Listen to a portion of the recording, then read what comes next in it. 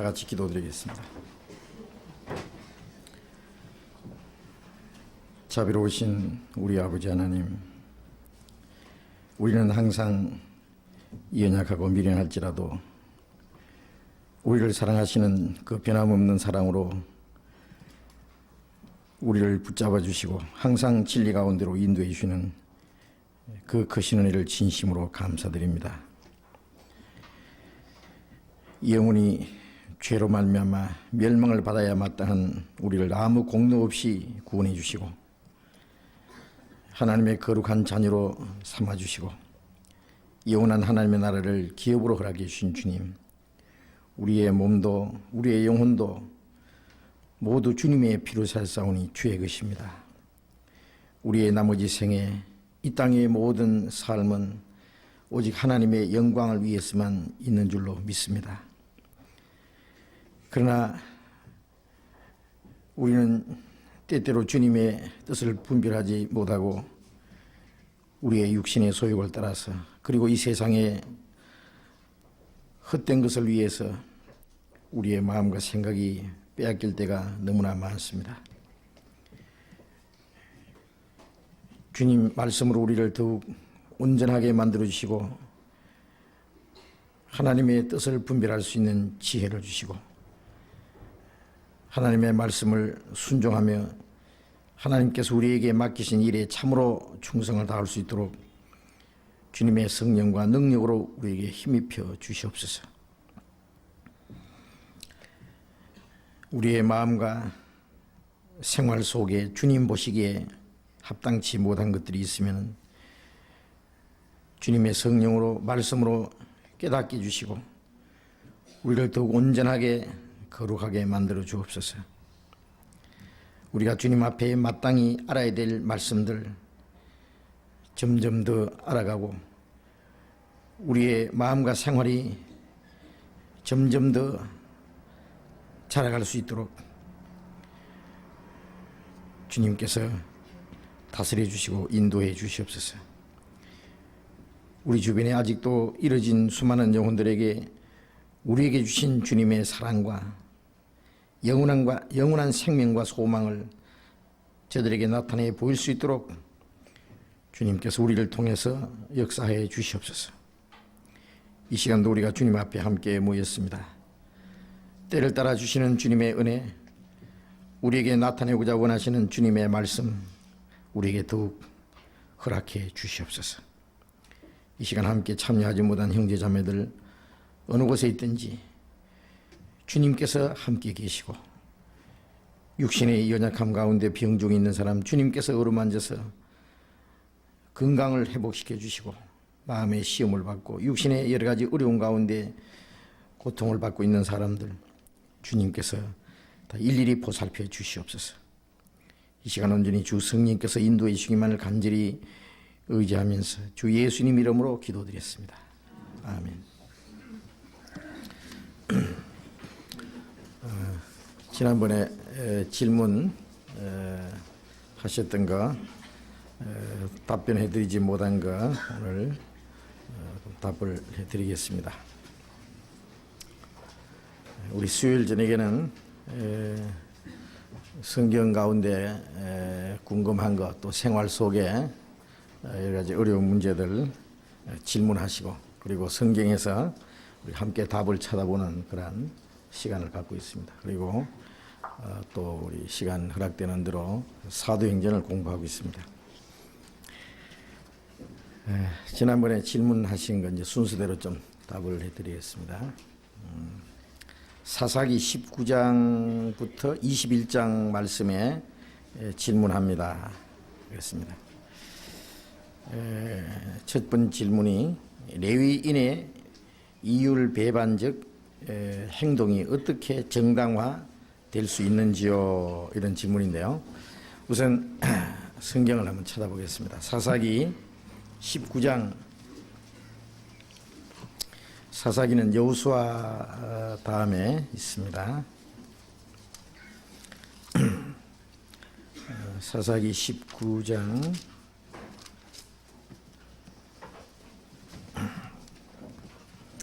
1절부터 제가 몇 절을 읽겠습니다.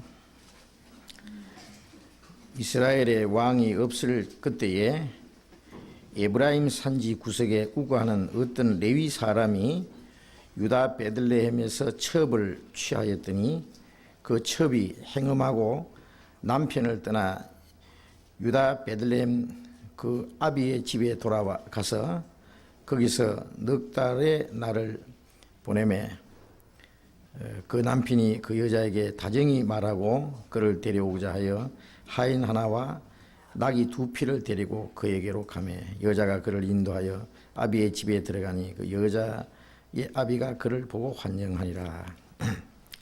자, 이 내용이 이제 이스라엘에 그 왕이 없을 때라 그러는데 이스라엘 사람들이 모세의 인도를 받아서 에집트에서 나온 후에 가나안 땅에 들어가서 살 때에 하나님이 아직 이스라엘의 왕을 세우시기 전입니다. 즉 이 사사 시대에는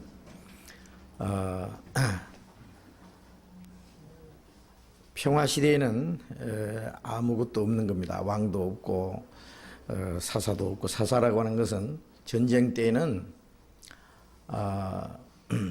앞에 나가서 이스라엘 민족을 대신해서 싸워주고, 또 평화로운 시대에는 다시 평민으로 돌아가고, 또 어떨 때는 하나님의 말씀을 받아서 이스라엘 백성들에게 전달하기도 했던 그러한 일들이 있습니다.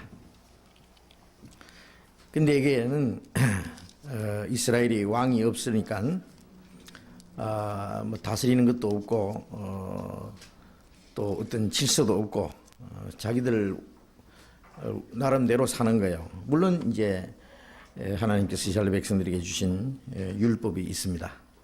그 율법을 어떻게 지키느냐 하는 데 따라서 하나님이 그들을 다스리시는 겁니다.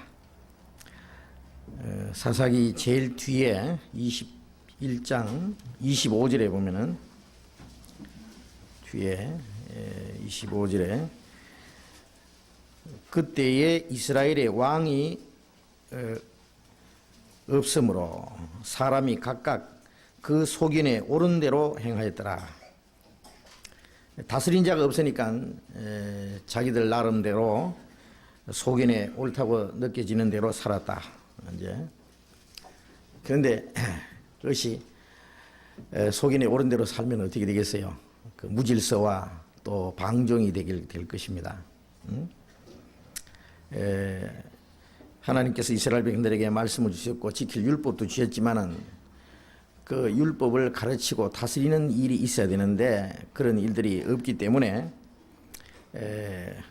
왕도 없고 그들을 지도하는 자도 없고, 그러니까 자기들 옳은 대로 행했다 그랬는데요. 하나님이 보시기에 옳은 대로 사는 것이 아니라 자기들 생각대로 옳은 대로 살았다는 겁니다. 사람들의 이 선의 표준이라고 하는 것은, 기준이라고 하는 것은 자기 나름대로 다를 수 있어요. 나는 옳다고 생각하는데 상대편에 봐서는 잘못될 수가 있고, 또 어느 시대에 따라서, 장소에 따라서 그 선의 표준이 다르기 때문에 자기들 서로 소견대로 옳게 행동한다고 하는 것은 얼마나 그것이 불완전하고 모순적인 것일 수가 있습니다. 그래서 다시 이제 이스라엘 왕이 없을 때 그 19장에 보면은 즉 자기 소견대로 이렇게 살 때 말이죠.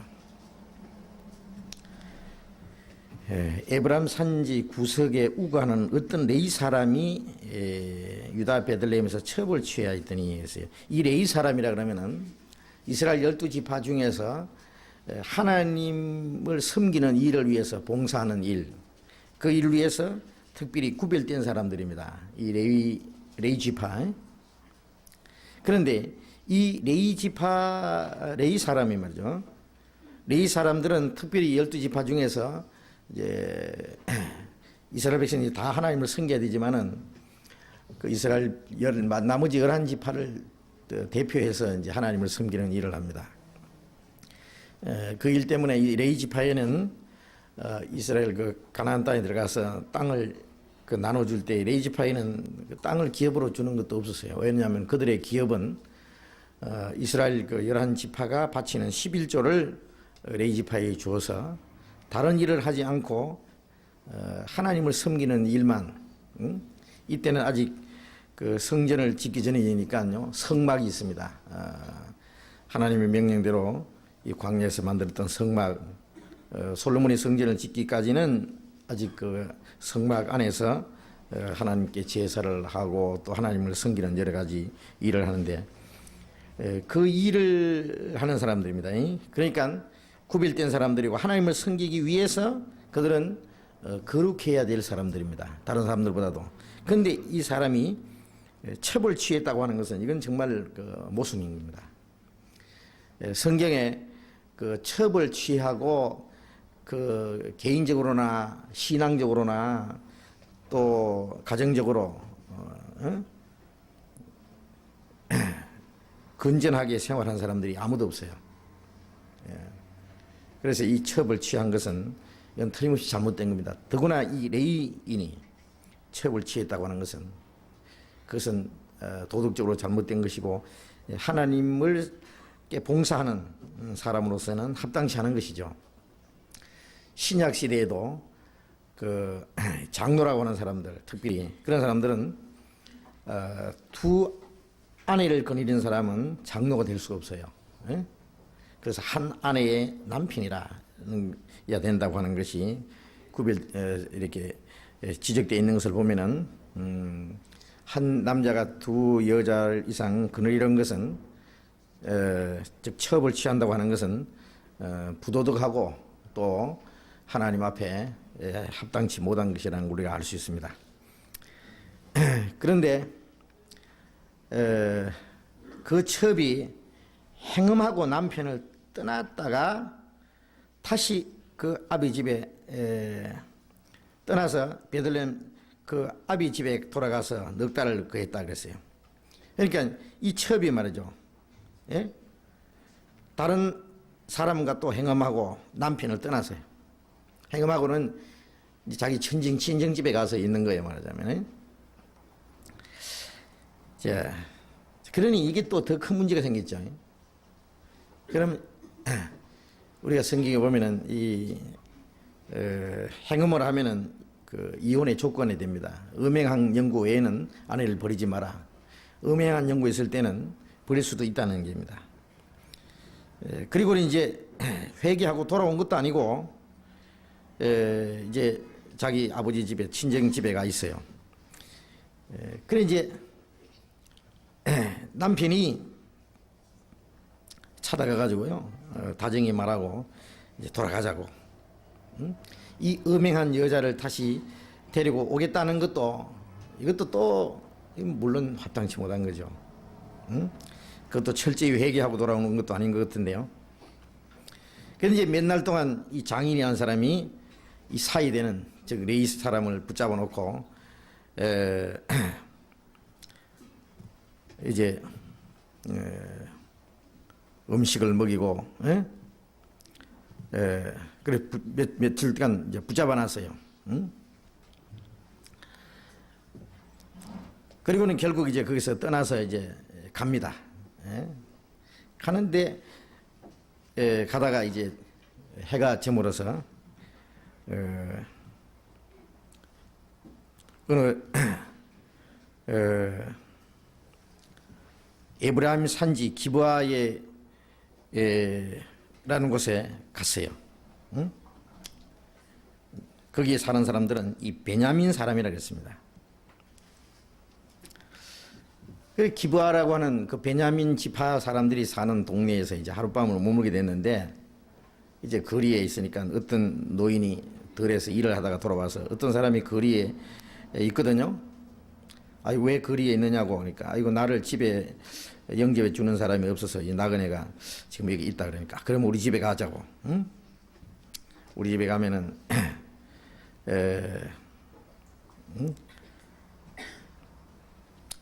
먹을 양식도 있고 포도주도 있고 그러니까 가자고. 그래서 이제 그 집에 들어가서 이제 그 노인이 그 대접을 하고는 이제 발을 씻고 먹고 마시고 이제 마음을 즐겁게 하고 있는데 그 동네 사람들이 달려와서 그 집을 에워싸고 문을 두들기면서 하는 말이 네 집에 들어온 사람을 끌어내라. 우리가 그를 상관하리라. 이게 무슨 얘기입니까? 이거 보면 생각나는 게 있죠. 예? 언제 그런 사건이 한 번 있었죠? 예.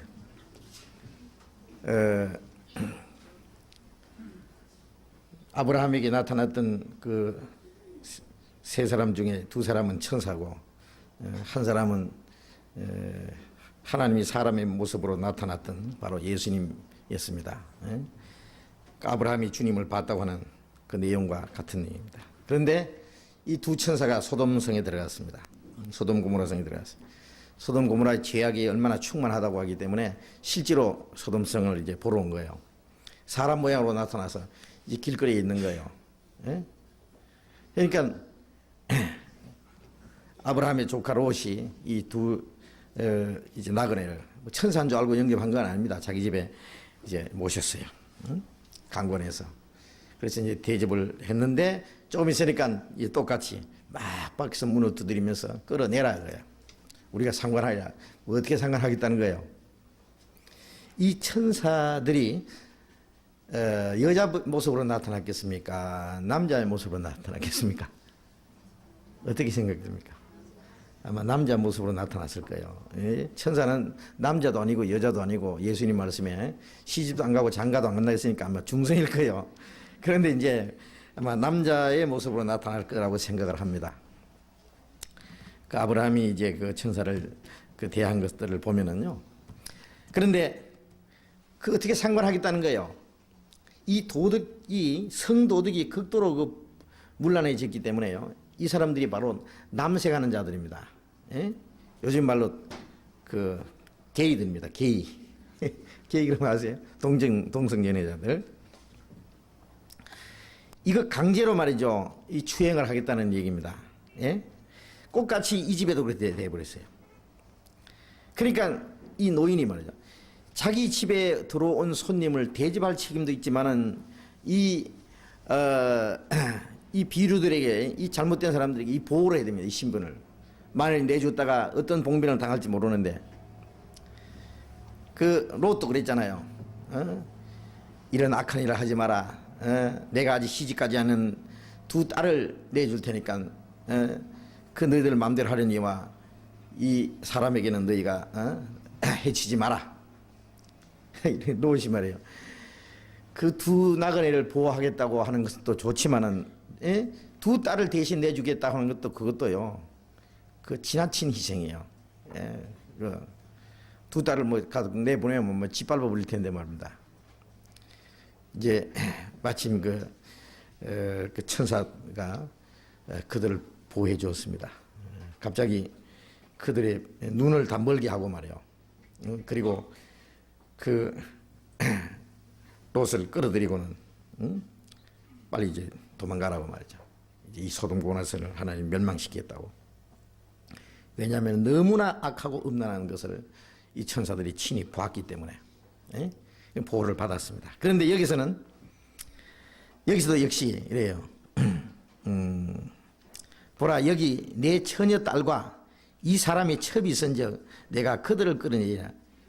너희들이 그런 악한 일을 행하려면은 내 처녀 딸과 이 사람이 첩이 있다. 이 사람들 끌어내겠다.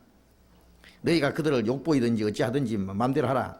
그러나 이 사람에게는 이런 망령된 일을 하지 마라. 이거 말이에요. 이 사람도 비장한 그 희생을 각오하고,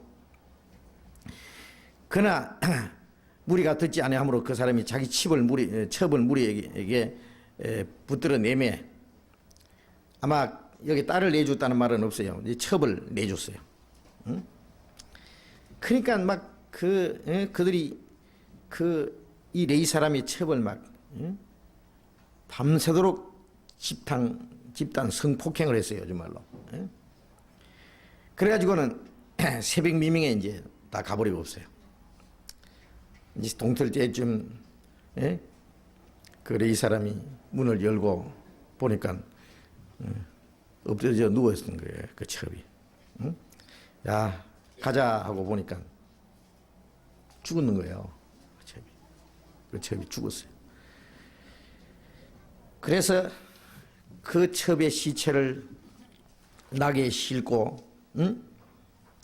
가서 자기 곳에 가가지고는 칼로 말이죠. 첩의 시체를 12덩어리를 했어요.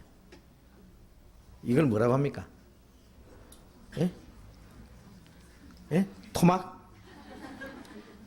살인 사건은 아니고 살인된 걸 토막을 낸 거예요. 지금 12덩어리. 아주 잔인하죠, 이 사람도. 그래가지고는 사방에다 보낸 거예요. 자, 내가 이런 일을 당했다. 이 베냐민 지파가 이런 악을 행했으니 어떻게 했으면 좋겠나. 그러니까 이스라엘 자손이 단에서부터 브에스바까지 큰 모든 땅에 있는 그 이스라엘 백성들이 모여서 말이죠. 야, 자, 우리 민족 안에 이렇게 악한 일이 있을 수 있나? 다시 말하면 이 집단 성폭행을 해서 죽기까지 했다. 그리 억울한 사정을 이거 원수를 갚다 하는 거예요. 그러니까 그 베냐민 지파에다가 말을 해가지고 이 악한 자들을 끌어내라. 그건 당연히 벌을 받아야 된다니까. 베냐민 지파 사람들이 못 내보내겠다 그래요. 못 내주겠다. 그러면은 이제 남은 것은 전쟁밖에 없다. 전쟁도 불사하겠다 그런 거예요.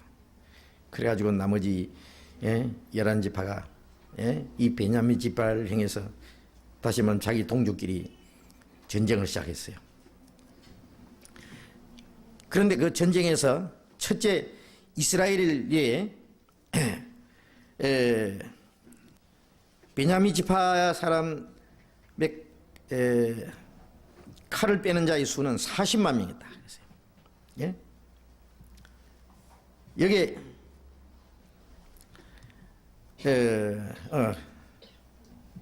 15절에 보면 그때 성읍들에서 나온 베냐민 자손의 수는 칼을 빼는 자가 모두 2만 6천이요 그랬죠.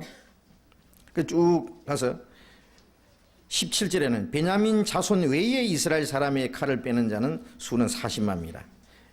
베냐민 지파가 2만 6천 명이고 또 베냐민 자손 외에 이스라엘이라는 지파가 칼을 빼서 전쟁할 수 있는 수가 40만 명이다. 자, 이 뭐 엄청난 40만 명하고 2만 6천 명하고 이제 전쟁을 시작한 거예요. 그런데 이 첫 번째 전쟁에서요, 21절에 보면은 20장 21절에 보면은 베냐민 자손이 기브아에서 나가서 당일에 이스라엘 사람 2만 2천을 땅에 엎드렸더라. 이스라엘 사람들이 베냐민 지파에서 2만 2천 명이 꼬꾸러져 죽었어요. 그 다음 날 또 25절에 보면은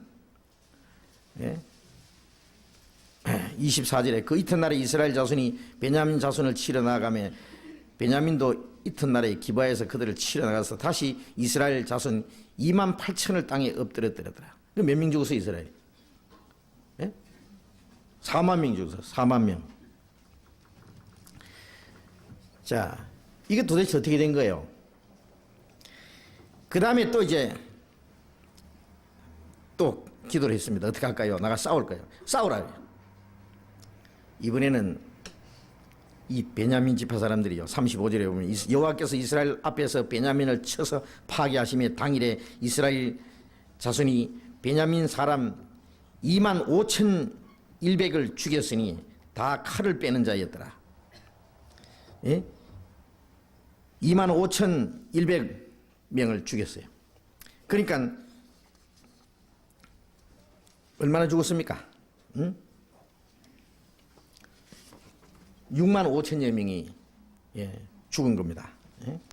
6만 5천 100명이 죽었습니다.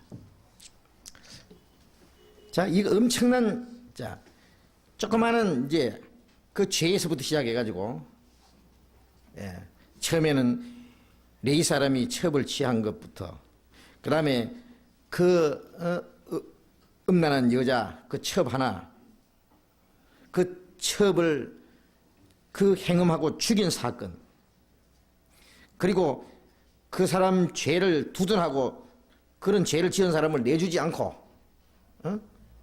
감췄고 그것 때문에 전쟁도 하겠다. 자기 동족끼리 싸웠다. 결과적으로는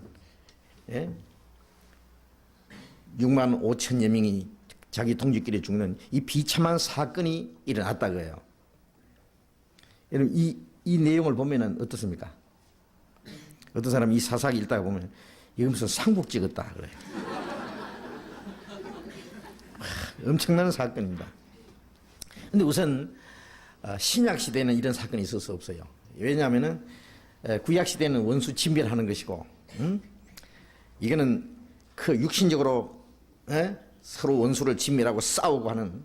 그런데 이것은 영적인 것 전쟁의 하나의 모형이고, 신약 시대 와서는 하나님이 그걸 허락하지 않았습니다. 원수를 사랑하는 것이지 원수를 진멸하는 것을 허락하지 않았습니다. 이제 그런 것을 이 시간에 설명을 할 수는 없고요. 여기서 이제 질문하는 내용이 레인의 그 이율배반적인 행동이 어떻게 정당화될 수 있는지요? 정당화될 수가 없지요. 여기 정당하다는 말 하나도 없어요. 예. 그것은 죄였고, 그 처벌 취한 것도, 음란한 여인을 가서 데리고 온 것도, 그리고 그 비류들에게 자기 처벌 내준 것도 죄고, 그리고 그들을 음행하고 죽인 것도 죄고, 그래 이 사람이나, 그 다음에 또 그 처벌 행망하고 죽인 그 이 베냐민 사람들이나 역시 다 하나님 앞에 엄청난 죄를 지은 사람들입니다. 그 부도덕한 죄 있잖아요. 그리고 그 죄를 두둔하고, 그리고 그러한 이 부도덕한 인간들을 그 죄에 함께 휘말려 들어가서 그것을 위해서 싸우겠다는 사람들 다 이건 뭔가 이건 제정신이 아닙니다. 예. 그래서 이게 정당한 것이 될 수 있는지 모르는데 물론 정당하지 않습니다. 이거는 뭐 엄청난 잘못입니다. 모순이고. 그리고 또 이게 질문에 간음한 여자 한 명으로 인하여 6만 5천 명이 죽고 처녀 600명이 납치되는 사건이 있을 수 있는지. 왜 처녀 600명이 납치됐냐면 그 뒤에 보면은 이제 베냐민 사람들 몽땅 죽고 이제 남자 얼마 안 남았는데, 남자 한 600여 명이 남았는데 여자들 싹 다 죽여버린 거예요. 남자만 남은 거예요. 베냐민 지파. 그리고 이스라엘 사람들이 맹세를 하기를 우리의 딸들을 베냐민 지파에는 사람들에게 주지 않는다고 맹세를 해버렸어요. 맹세를 하면 이거 지켜야 되잖아요. 그러니까 이제 베냐민 사람들은 장가를 못 가게 생긴 거예요. 전부. 아내들 다 죽었고 이제 남자만 남아서 저 숨어 사는데요. 이대로 놔뒀다가는 이제 한 지파가 없어지게 생긴 거예요. 그래서 그러나 이제 하나님 앞에 자기들 딸을 죽이지 않겠다고 맹세를 했기 때문에 어떻게 했냐면은 베냐민 사람들에게 이제 말을 한 거예요. 우리가 이 잔치를 하고 막 춤추고 막 그러고 있을 때 너희들이 와서 몰래 전부 다 처녀 하나씩 얻고 가버려라. 예? 왜냐면 옛날에 그 있잖아요. 뭐 과부 밤에 와서 막 그냥 일부러 시집을 가기는 그렇고, 그러니까 강제로 얻고 가버리면은 할 수 없이 이제 시집 가는 게 되는 거예요. 그런 식으로. 그러면 우리가 하나님 앞에 맹세한 것에 대해서는 강제로 저주셔서 그냥 얻고 갔기 때문에 우리는 딸을 준 것이 아니니까 우리는 죄가 없다. 참 희한한 일입니다, 그게. 예? 그렇게 해서 이제 그 베냐민 사람들을 구제했습니다. 자, 그런데 처녀 600명이 납치되는 사건이 있을 수 있는지, 실제의 사건인지 아니면 특별한 의미가 있는지. 실제 사건입니다, 이거는. 이거는 뭐 무슨 뭐 어떤 소설책이 아니고요. 이게 실제 상황입니다. 그런데 이게 특별한 의미가 있는지 그랬는데, 특별한 의미라고 하는 것은 물론 이 죄에서 더 큰 죄를 불러오고 그 죄를 두둔하고 막고 그 죄를 정당화하는 인간들에게 더 큰 형벌이 주어지는 그 모습을 여기 보고 있는, 이것은 비단 그 시대 사람들뿐 아니라 지금도 마찬가지입니다. 예? 정욕과 폭력, 예? 이 세상에 인간들이 살아가는 모습을 보면 그렇습니다. 예, 적은 죄에서부터 더 큰 죄, 거기서 더 큰 죄를 불러오고, 예, 수백만 명이 수천만 명이 죽는 전쟁도 보면은요, 조그만 데부터 시작합니다. 1차 세계대전이 세르비아 청년 하나가 오스트리아 황태자를 쏘아 죽이는 것에부터 시작해서 1차 세계대전이 전쟁이 발발했습니다. 전쟁의 원인이. 이 작은 데서부터 그것이 점점 커서, 예? 그것이 감정과 그 다음에 어떤 예? 민족 간의 대결이라든지 이런 것까지 전부 다 확대돼 가지고는 나중에는 그 많은 사람이 죽는데 자기들은 왜 싸워서 왜 죽는지도 모르는 거예요. 나중에 이 전쟁이라는 것은 그래서 미친 짓입니다. 이 보면은요, 이 조그마한 사건 때문에 자기 동족끼리 싸워서 6만 5,100명이 죽었다. 한번 생각해 보십시오. 그리고 한 지파가 막 없어질 뻔했잖아요. 이것은 왜 그렇게 하나님이 그들을 그렇게 하도록 내버려 뒀느냐? 예.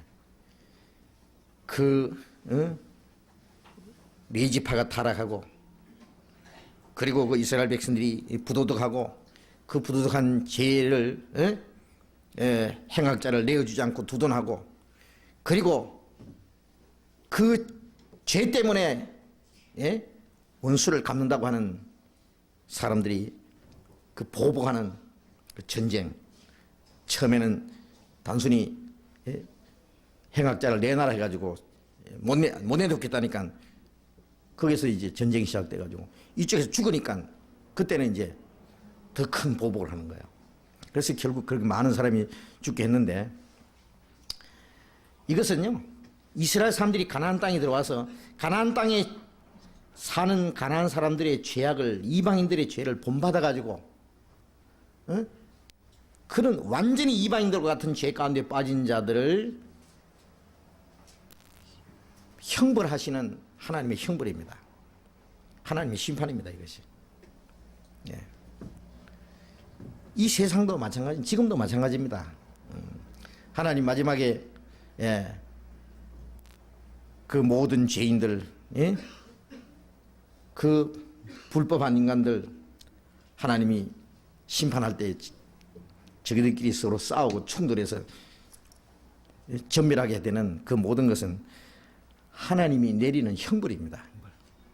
이거는 이스라엘 백성 전체가 타락했고, 레위 한 사람뿐만 아니라 베냐민 지파뿐 아니라 이스라엘 전체가 타락하고, 거기에 대해서 하나님이 그들에게 내리는 하나의 심판입니다. 불법한 시대에 내리는 하나님의 진노입니다. 예. 그래서 베냐민 지파도 하나님이 벌 내리셨고, 이스라엘 백성들 전체에게 하나님이 진노를 내리시는 그 죄와 그 죄를 죄로 여기지 않는 사람들의 그 불법한 행동에 대해서 하나님이 내리는 그 형벌의 그 결과를 우리에게 보여준 겁니다. 그러니까 이 시대에는 정말 하나님을 섬긴다든지 공의가 무엇인지 진리가 무엇인지를 알지 못하고 자기들 타락된 대로 살아갔던 소돔 고모라 성의 사람들과 조금도 다름이 없는 그런 사람들의 모습이고, 거기에 하나님의 심판을 내리시는 그러한 모습입니다.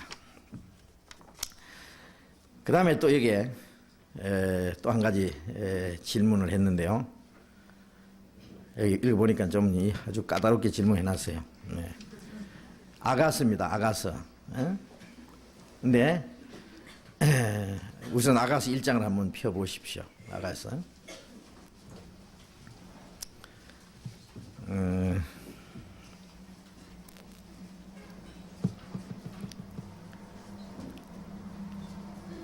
아가서 1장 5절을 제가 한번 읽어보겠습니다. 예루살렘 여자들아, 내가 비록 금으나 아름다우니 계달의 장막 같을지라도 솔로몬의 휘장과도 같구나. 내가 일광에 찧어서 거무스름 할지라도 헐기 보지 말 것은 내 어미의 아들들이 나를 놓아여 포도원 지기를 삼았음이라. 나의 포도원은 내가 지키지 못하였구나. 아가라는 말은 아름다운 노래입니다. 이 사랑의 노래입니다. 그래서 이 아가서 읽어보면은요, 정말 너무 노골적인 사랑을 이 표현을 했어요. 뭐, 네 입술은 모아갖고, 네 유방은 모아갖고, 무엇이 어떻고 하면서 말이지. 그래서 어떤 사람들이 연애 편지 할 때 아가서를 자꾸 이제 인용하는 사람도 있는데요. 그런데 써먹으면 안 돼요.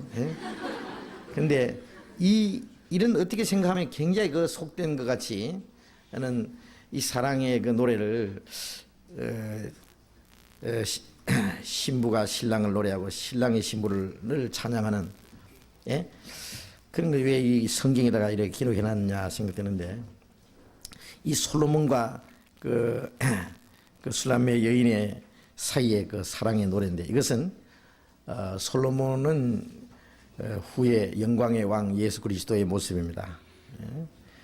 이 천한 여자로 포도원지기로 일하던 여자, 얼굴에 햇빛에 거슬려서 그물스름한 이 여자지만은, 그러나 자기의 사랑의 짝으로 삼아가지고 자기 아내로 삼았던 이 여자는 우리 구원받은 형편없는 죄인들이 있지만은 주님이 우리를 사랑하시고 우리를 구원하시고 그 영광의 보좌에까지 끌어들이시는 주님의 사랑의 모습을 여기다가 담아놓은 겁니다. 사실은 여기다가. 사실은 이 안에는 굉장히 비밀이 담겨 있는데요. 여기 질문은 뭐냐면은, 아가의 포도원이 나오는데, 아가서에 이것이 무엇을 비유하는지 알고 싶습니다. 읽어보면은 포도원이 하나가 아닙니다. 아가서 1장 6절에는 포도원 지기를 삼은 포도원과 나의 포도원이 나오고, 예?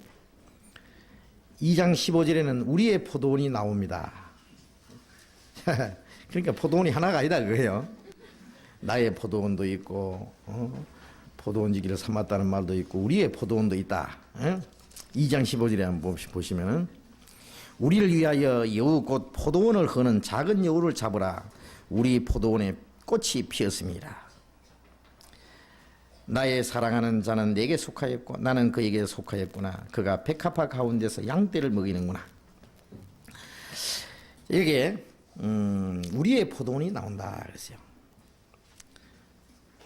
그리고 또 8장 11절 12절에는 솔로몬의 포도원이 나오고 다시 내게 속한 내 포도원이 나옵니다. 그랬어요.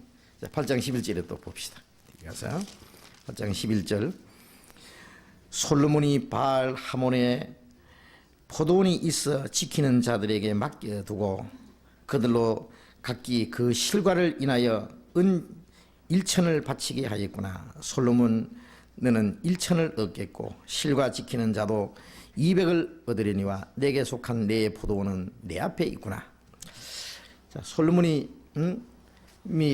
솔로몬의 포도원이 있고 또 내게 속한 내 포도원이 나옵니다. 그랬어요. 자, 우선 이 포도원이 뭐냐 이제 질문했는데요. 여기는 이 포도원이요, 두 가지 의미가 있습니다. 문자 그대로 포도원, 실제 포도원입니다. 그래서 이 여인이 솔로몬의 참 사랑하는 이 여자,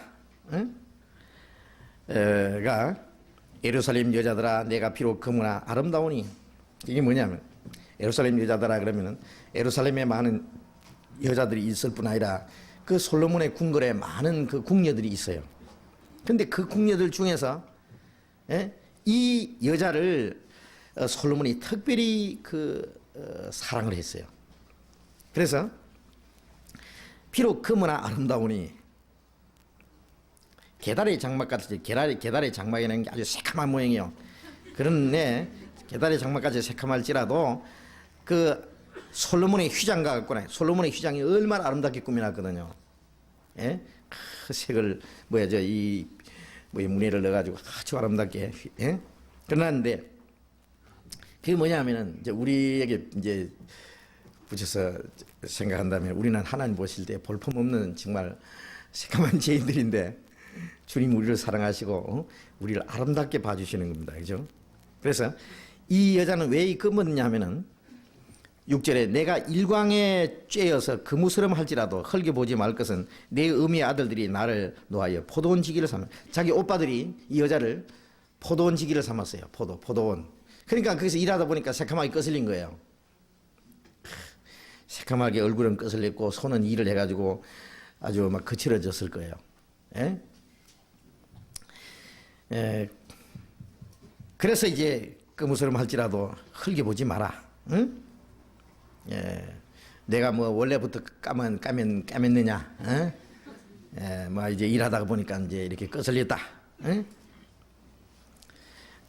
나의 포도는 내가 지키지 못하였구나. 왜 지키지 못했어요? 포도원 지기를 삼았는데. 이 생각이 딴 데가 있는 거이 사람이. 왜? 연애하니라고. 아마 내가 이 성경 읽을 때 이 나의 포도원이라는 것을 뭐 어떤 사람들은 지금 자, 포도원은 잘 지키는데 자기 얼굴은 이거 뭐 파운데이션도 좀 바르고 뭐 이래가지고 좀 잘 갖고 와야 될 텐데 그렇게 못했다는 말 아니냐 이런 말이 있는데 그게 아니고요. 이거 포도원 지기를 삼았는데요. 포도원 지기 노래를 하기는 하는데 그 포도원은 제대로 못 지키고요. 이 마음에 맨날 사랑하는 사람 딴 데가 있는 거예요. 마음이. 예?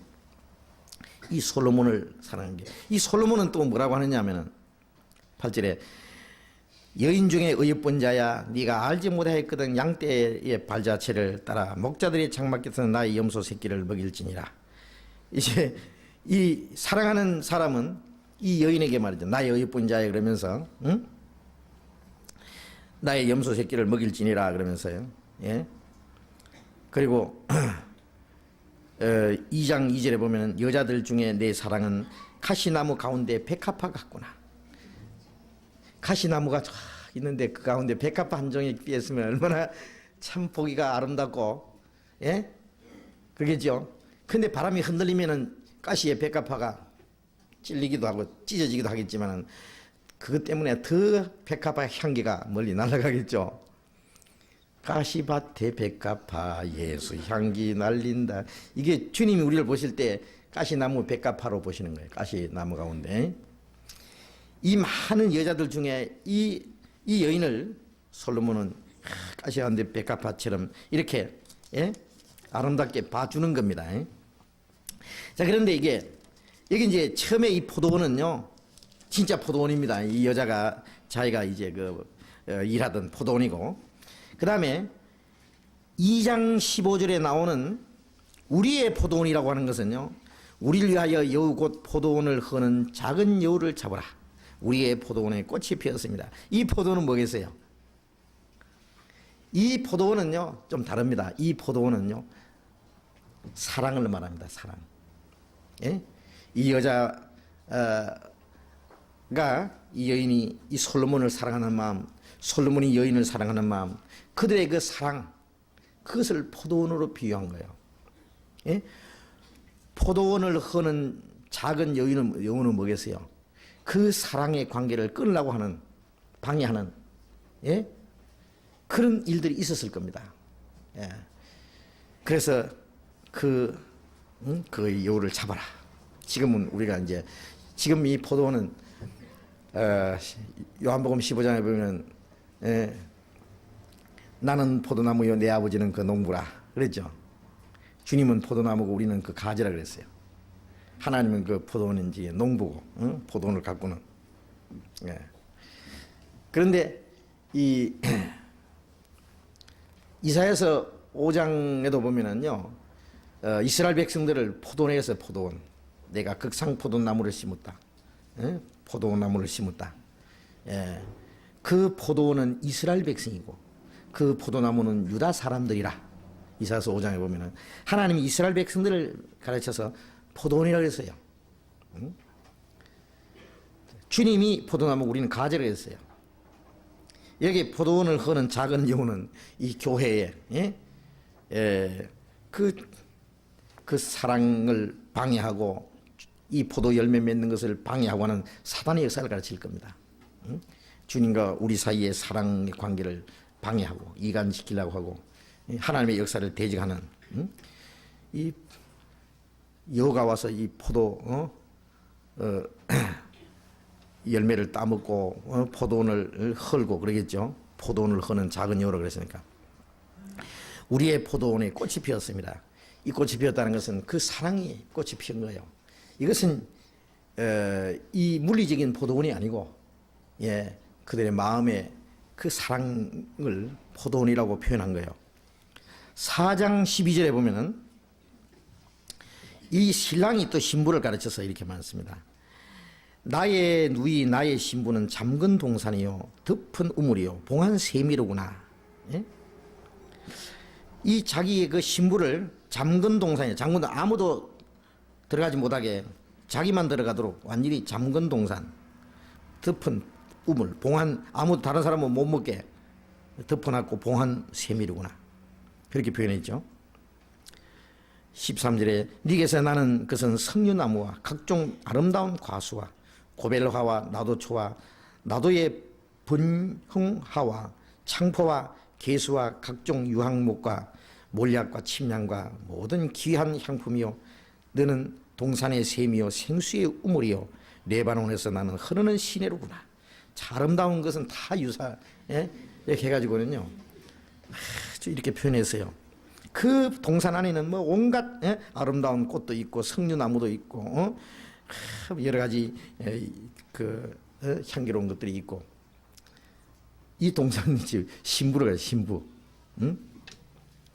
그러니까 이 신부는 자기와의 자기 사랑하는 사람과의 관계를 이 포도원이라고 했고 이거는 잠근 동산이라고 했고 그리고 이제 이 8장에 나오는 8장 11절에 솔로몬이 바알 하몬에 포도원이 있어 지키는 자들에게 맡겨두고 그들로 각기 그 실과를 위하여 은 1천을 바치게 했다. 우리가 전도서 2장에 보면은 솔로몬이 눈으로 보는 거 생각하는 거 생각나는 거 다 해봤다 그랬잖아요. 그 중에 포도원을 만들고 거기에 포도나무를 심고 이 솔로몬에게 굉장한 포도원이 있었습니다. 그리고 여기는 실제 포도원입니다. 여기는 바알 하몬이라는 곳에 솔로몬의 포도원이 있는데 그걸 이제 다른 사람에게 이제 요즘의 말로 말하면은 소작을 하도록 일을 맡긴 거예요. 그리고는 농사를 지어가지고 은 1천을 바치도록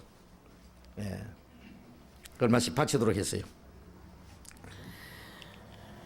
솔로몬 너는 1천을 얻겠고 뭐 은 1천을 그게 이제 포도원 농산것 가운데 1천을 얻겠고 실과 지키는 자도 거기에 이제 또 일하는 사람도 있겠죠.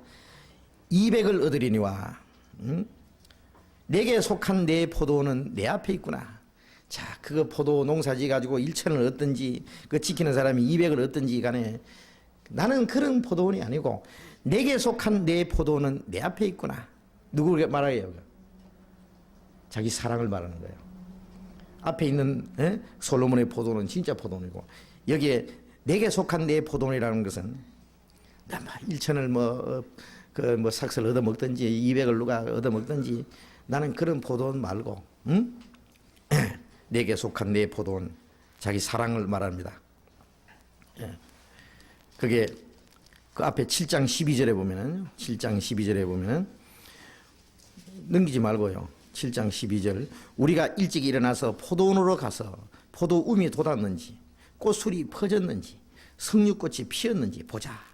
거기서 내가 나의 사랑을 네게 주리라. 자, 여기 이 포도원도 사랑의 관계를 말합니다.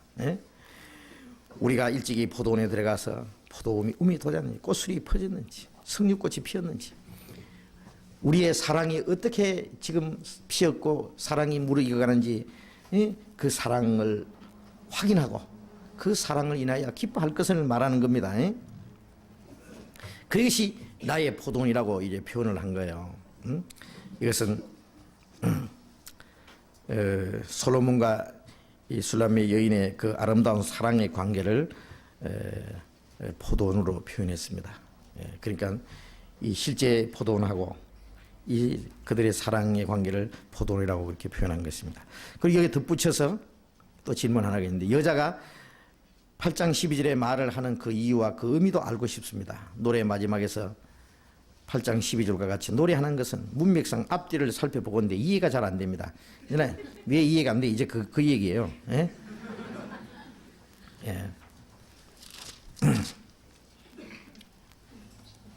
그래서 이 포도원 얘기하다가 또 다른 얘기 나오니까 이해가 안 되는데 이 사랑의 관계를요, 내게 속한 내 포도원,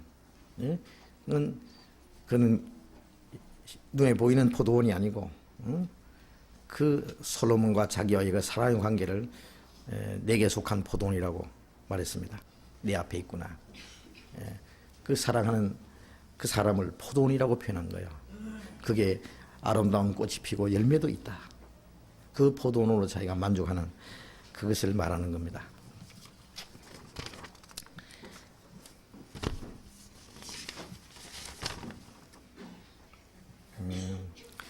또 한 가지 질문은, 안녕하세요. 저는 고등학교 교사입니다. 성경학교에서 봉사를 하게 되면서 신앙적으로 많은 도움을 얻고 있습니다. 예, 참 봉사를 하면서 신앙적으로 많은 도움을 받는 것은 이건 사실입니다. 성경학교 교사로 참 수고가 많습니다.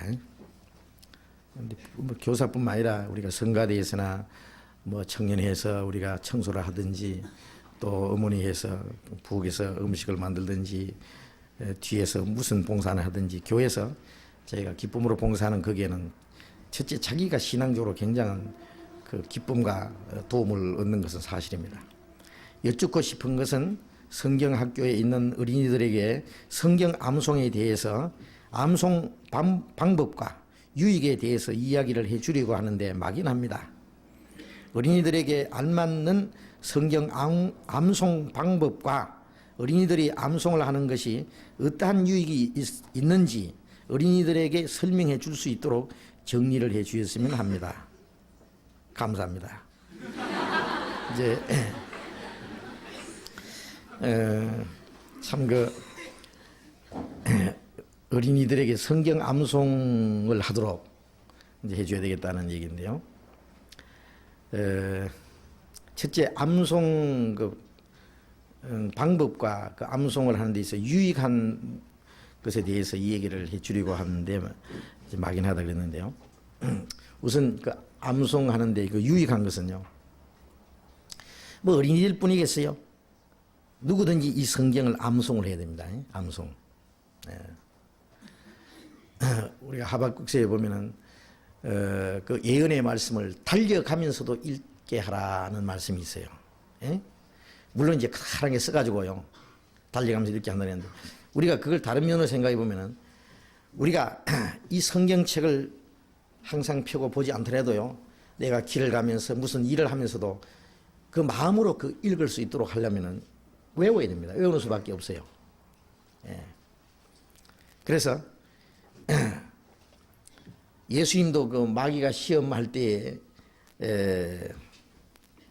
예수님이 말씀으로 그 마귀의 시험을 이겼잖아요. 돌이 떡덩이가 되게 하라.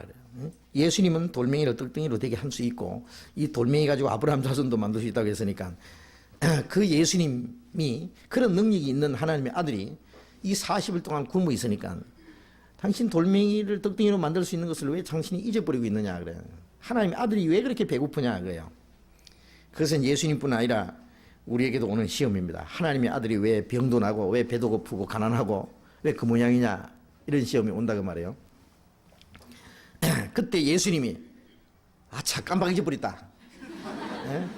내가 그 돌멩이를 이거 뭐 찹쌀떡을 만들어 먹어도 되고 뭐 이렇게 할 수 있는데 내가 괜히 배고팠네 하고 이제 그렇게 할 수도 있을 텐데, 예수님이 뭐라 했냐면 기록되었으되 사람이 떡으로만 살 것이 아니요 하나님의 입으로 나오는 모든 말씀으로 살 것이니라. 우리가 그 말씀 뜻을 생각하면요, 예수님이 그냥 배가 부를 때 하신 말씀도 아니고 조금 배가 고팠을 때도 아니고 40일 동안 굶주렸을 때 하신 말씀이라는 걸 생각해야 됩니다. 40일 동안 굶주린 예수님에게 가장 지금 급한 것은, 필요한 것은 떡입니다. 떡. 육신의 양식입니다. 그 가장 육신의 양식이 절실하게 필요로 할 때에 그것보다도 더 중요한 것은 하나님 말씀이라고 말씀했습니다. 그거 우리가 생각해 보세요. 그래서 기록되었을 때 하고 마귀의 시험을 이겼어요. 그러니까 마귀가 지도 기록되었을 때 저 성전 꼭대기에서 뛰어내리라. 기록되었으되 주의 사자들을 보내서 네 발이 돌에 부딪지 않게 하리라. 마귀도 기록되었으되 그랬어요. 예수님이 기록되었으되 주 너의 하나님을 시험치 말라. 저게 성경 가지고 딱 오면 성경 잘못 이용하거든요. 그건 시험해 보라는 게 아니거든요. 떨어져도 보호해 준다는 말이지 뭐 시험해 보란 말이겠어요. 기록되었으되 주 너의 하나님을 시험치 마라. 말씀으로 탁 물리치니까 마귀가 이제 더 이상 말씀을 인용하는 것은 이제 포기했어요. 예수님은 끝까지 기록되었으되 주 하나님만 경배하고 그를 섬기라 했느니라. 이 예수님이 말이죠. 그 마귀 시험 물리칠 때에 이거 신명기 몇 장 있었던가 뒤지지 않았습니다. 즉시 기록되었으되 기록되어서 나왔어요. 그게 뭐냐면 예수님, 물론 예수님 자신이 말씀이니까 우리가 생각할 때는 외운 거예요. 예수님도 달달달달 외우신 거예요. 예? 우리가 이 성경책을 읽고 하는 것도 필요하지만은 우리가 외우는 것도 필요해요. 외우는 거. 외우는데 유익한 점은 뭐냐면은요.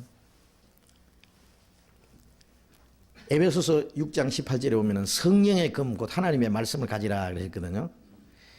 이 성령이 사용하는 칼이에요, 말씀은. 즉 성령은 장군은 장군인데 칼이 없으면 꼼짝 못하는 장군이에요. 무기가 없으면. 예? 성령, 우리 안에 성령이 계시지만 말씀이 없으면 성령이 역사할 수 없습니다. 그걸 아셔야 됩니다. 예. 저쪽에 나타날 때 화살을 탁 쏘기만 하면 영락없이 그 원수의 심장을 뚫는 그 정도로 정확하게 쏠 수 있는 특등 사수예요, 말하자면. 그런데 활통에 화살이 한 마디도 없으면 어떡합니까? 화살통을 이렇게 짊어지고 있잖아요. 활을 찌개지고 탁 해가지고는 탁 쏘고 탁 해가 탁 하니까 없는 거예요, 이게. 원수는 오는데. 그럼 꼼짝없이 당하는 거죠. 이 말씀을 콱 넣는 것은요, 전통의 화살을 콱 넣는 한 가지요. 계속해서 나오는 거예요. 이 세상에 본받는 마음이 생기면 세상을 본받지 마라. 예? 욕심이 탁 생기면 욕심이 탁 죄를 낳고 탁 쏘는. 그렇잖아요? 그 정욕이 유혹이 오면은 정령이 정욕을 피하고 탁 쏘는. 그 말씀을 잔뜩 넣어놓으면 그때 그냥 마귀를 향해서 쏘는 거예요. 계속. 말씀이 없으면 어떻게 해요? 무기가 떨어진 거예요. 네. 그러니까 이 말씀을 많이 넣어두면요, 무기가 무진장 있는 장군, 그 장군은 그 무기를 정확하게 사용하는 장군이기 때문에 마귀를 이길 수 있어요. 예. 그리고 또 시편 1편에 보면은 복 있는 사람은 악인의 꾀를 쫓지 않고 죄인의 길에 서지 않으며 오만한 자리에 자리 앉지 않고 오직 여호와의 율법을 즐거워하며 주야로 묵상하는 자로다. 그랬죠? 복 있는 사람은, 물론 거듭난 사람, 말씀 안에 사는 사람, 악인의 꾀를 쫓지 않고 죄인의 길에 서지 않으며 오만한 자리에 자리 앉지 않는다. 그 악인의 꾀나 죄인의 길이나 오만한 자나 우리 주변에 얼마든지 있지만은 먼저 자기의 육신의 생각이 악인의 생각이 있어요. 육신의 생각, 그게 악인의 생각이에요. 그걸 쫓지 않아요. 자기 육신의 생각. 예? 죄인의 길. 예? 악인의 꾀가 있고 죄인의 길이 있어요. 우리도 자기도 모르는 사이에 우리가 하나님이 우리를 위해서 정하신 길이 있는데 그 길로 가는데 자꾸 옆길로 가려고 그래요. 그 죄인의 길이에요. 예? 오만한 자라는 말은 뭐예요? 하나님의 말씀을 뻔히 알면서도 하나님의 말씀은 그렇지만은 그 말씀대로 살기 싫다 하는 생각이 뭐예요? 오만불손한 생각이거든요. 예? 거기에서 뻘떡 일어나야 되는 거예요. 그걸 이길 수 있는 힘이 뭐냐? 말씀이다. 여호와의 율법을 즐거워하며, 여호와 율법이라는 건 꼭 십계명 율법 말하는 게 아니에요. 하나님 말씀 전체를 율법이라 한 것도 있어요. 하나님의 말씀을 묵상하면 주야로 묵상하는 자로다. 하나님 말씀을 항상 생각하면서 예? 내 마음과 내 생활 속에 사상건건이 하나님 말씀과 연결시키는 거예요. 응? 잠언 3장 있는 대로 너희는 범사의 글을 인정하라. 그리하면 네 길을 지도하시리라. 항상 하나님 말씀, 하나님을 인정한다는, 하나님과 의논하는 것은 하나님 말씀에 비춰보는 거예요. 말씀이 없으면은 어떤 시험과 유혹이 오면은요 속수무책이에요. 이게 옳은지 그런지, 예? 자기 생각 가지고는 이 판단이 안 가는 거예요. 아까 사사기 시대에 자기 소견대로 옳은 대로 행했더라. 소견이 옳은 대로. 그러면 완전히 엉망이에요, 그냥. 예? 우리가 하나님 말씀 없이 자기 생각대로 살려 그러면요, 제 마음대로입니다. 제 마음대로. 우리는, 예? 우리의 생활 표준이 이 말씀 안에 딱 있어요. 예. 그래서 그 말씀에 맞춰서, 예, 옳은 것은 선이고 말씀에 맞지 않는 것은 악입니다. 아무리 자기 인간 생각으로는 옳은 것 같아도 말씀이 맞지 않으면.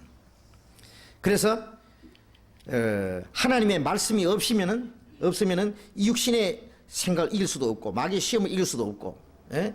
어떤 고난과 역경도 이길 수 없어요. 예. 말씀이 있으면 어떤 시험이 와도 어떤 고난과 어려움이 와도 그 말씀으로 이길 수 있습니다. 그 말씀 안에는 사탄을 이길 수 있는 힘, 능력도 있고, 말씀 안에는 어떤 시험도 물리칠 수 있고, 어떤 고난 중에도 그 고난을 견딜 수 있는 하나님의 약속이 있거든요. 그리고 하나님의 도움과 하나님의 축복이 있는 그 말씀, 그걸 믿으면은 조금도 흔들리지 않는 거예요. 그래서 그 말씀을 우리가 읽을 뿐 아니라 외워야 돼요. 외워야 돼요. 많이 외워두면은 하나님께서 그 필요할 때 그 말씀을 탁 사용하십니다. 말씀 막 외워두는 것은요, 한약방에 가면은 막 조그마한 그 서랍 막 수십 개 쫙 있죠. 수십 개도 있고 수백 개도 있을 거예요. 그러면 이제 그 한 의사가 탁 뭐 처방을 합니다. 어디 아프세요? 뭐 배가 아프십니까? 뭐 옆구리 뒤통수 아프십니까? 그래가지고는 착 처방해가지고 말이죠. 무슨 귀비탕, 뭐 무슨 쌍화탕, 뭐 무슨 탕 해가지고 이래가지고 탁 해가지고 또 착착착착 빼가지고 막 이렇게 해가지고 처방해가지고 딱딱 해가지고 주잖아요. 우리는 보면 뭐가 들었는지 뭐 모르죠. 근데 탁탁 해가지고 줘요. 자, 우리는요 말씀을 많이 있으면은요 창세기부터 요한계시록까지 이건 서랍 속에 막 넣어놓은 한 가지예요. 이게 의사는 말이죠. 이 어느 서랍에 뭐 있는지 다 알아요. 그렇죠? 눈 감고도 막 뺄 거예요. 이 말씀이 다 넣어놓으면요, 이 어디 뭐 있는 게 다 알아요. 그래서 사람 탁 전도받으러 온다든지 그러면 탁 진단해가지고 영생탕 탁 해가지고, 예? 착착착착 해가지고 처방해가지고 딱 미개 넣으면 영락 없이 영생을 얻는다고. 예? 예. 저 사람 가만히 보니까 이제 시험탕, 시험 이기는 탕, 예? 시험 받고 있으니까. 그 사람 고난과 시험을 이기는 탁탁탁 해가지고 착 주면 이긴다고. 그래서 이 말씀을 많이 두면은 자기도 유익할 뿐 아니라 그걸 다른 사람이 나눠줄 수 있어요. 마치 노아가 방주에 들어가기 전에 양식을 많이 준비하라 그랬어요. 그것이 너와 네게 있는 모든 생물들의 양식이 되리라. 그래서 우리 하나님 말씀 많이 배우고 외워두면은 이게 내 양식이 될 뿐 아니라 다른 사람까지는 나눠줄 수 있는 것이 있어요. 나눠줄 수 있어요. 예? 우리가 다른 사람에게 먹을 걸 주고 물질을 도와주는 것도 도와주는 거지만 그보다 더 큰 것은 우리가 가지고 있는 이 말씀을 적절하게 말씀 하나씩 주면요, 그 얼마나 큰 힘이 되는지 몰라요. 그래서 이 말씀을 외워야 됩니다. 외워야 돼요. 그리고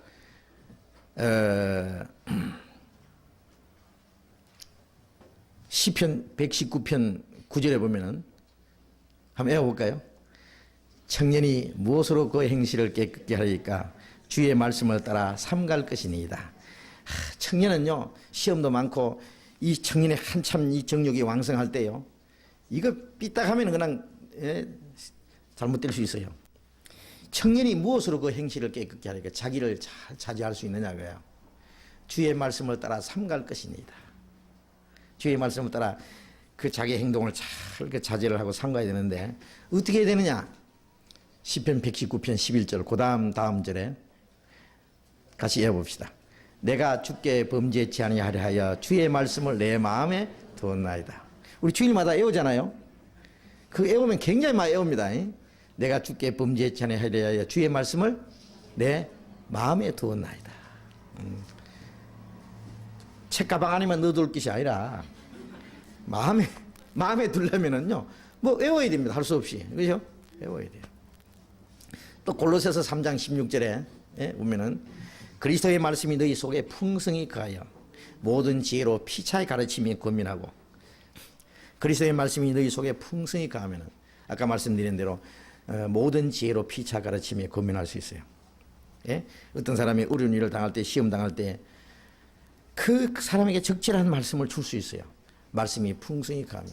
그 풍성히 간다는 것은 외울 뿐만 아니라 그 말씀이 내 마음과 생각을 주장해야 돼요.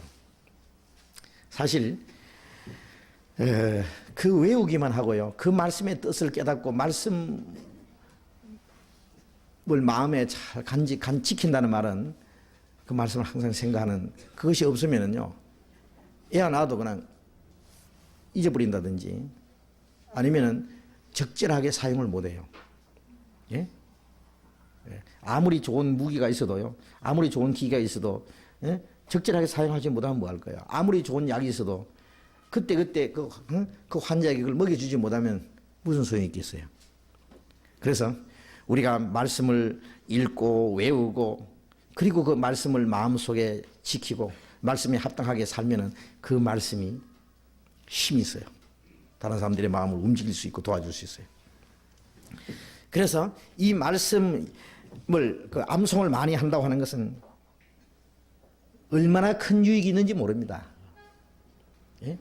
만일 암송 한 구절 하는데 10,000원씩만 준다 그러면 하루에 아마 100절에 올라갈 거예요. 그렇습니까? 그렇지 않겠어요? 예고자 그러면 뭐라 하냐면, 아이고 뭐 나는 늙어서 머리가 뭐 나빠가지고 기억력이 없어서 무엇이 어떻고 시간이 없어가지고 핑계가 많은데 10,000원씩 준다 그러면 막 그 핑계 안 할 거예요. 그냥 머리 터지게 그냥 막 머리 싸매고 그냥 예고를 할 거예요. 그런데 사실 외우면은요, 그게 많은 가치가 있는 줄 압니까? 엄청난 가치가 있습니다. 그걸 외운 사람은 실제로 그걸 얼마나 자기에게 유익한지를 알아요. 엄청나게 자기에게 축복이 되고 그 능력이 됩니다. 그래서 이제 그걸 유익한 암송하는 것이 얼마나 유익하다는 것을요, 장군에게는 화살을 가득 넣어둔 거, 그 약사에게는 오만 약이 다 있어서 적절하게 그 약을 처방해 줄 수 있는 사람 것 같고, 환자가 왔는데 약이 없으면 어떻게 해요? 양식을 많이 쌓아두는 사람 것 같고, 돈을 얼마든지 필요할 때 쓸 수 있는 돈을 준비한 것 같이 하나님의 말씀은 그 이상, 은과 금은 내게 없거니와 내게 있는 것으로 네게 주노니, 이 하나님 말씀이 있다면 나에게도 유익하고 다른 사람도 도와줄 수 있는 힘이 있습니다. 그 다음에요,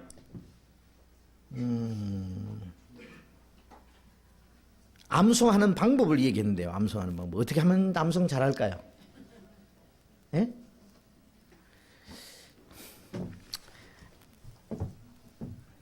여러분 영화 배우 애호락하면 지금 당장 뭐 개그맨 이름부터 시작해서 그냥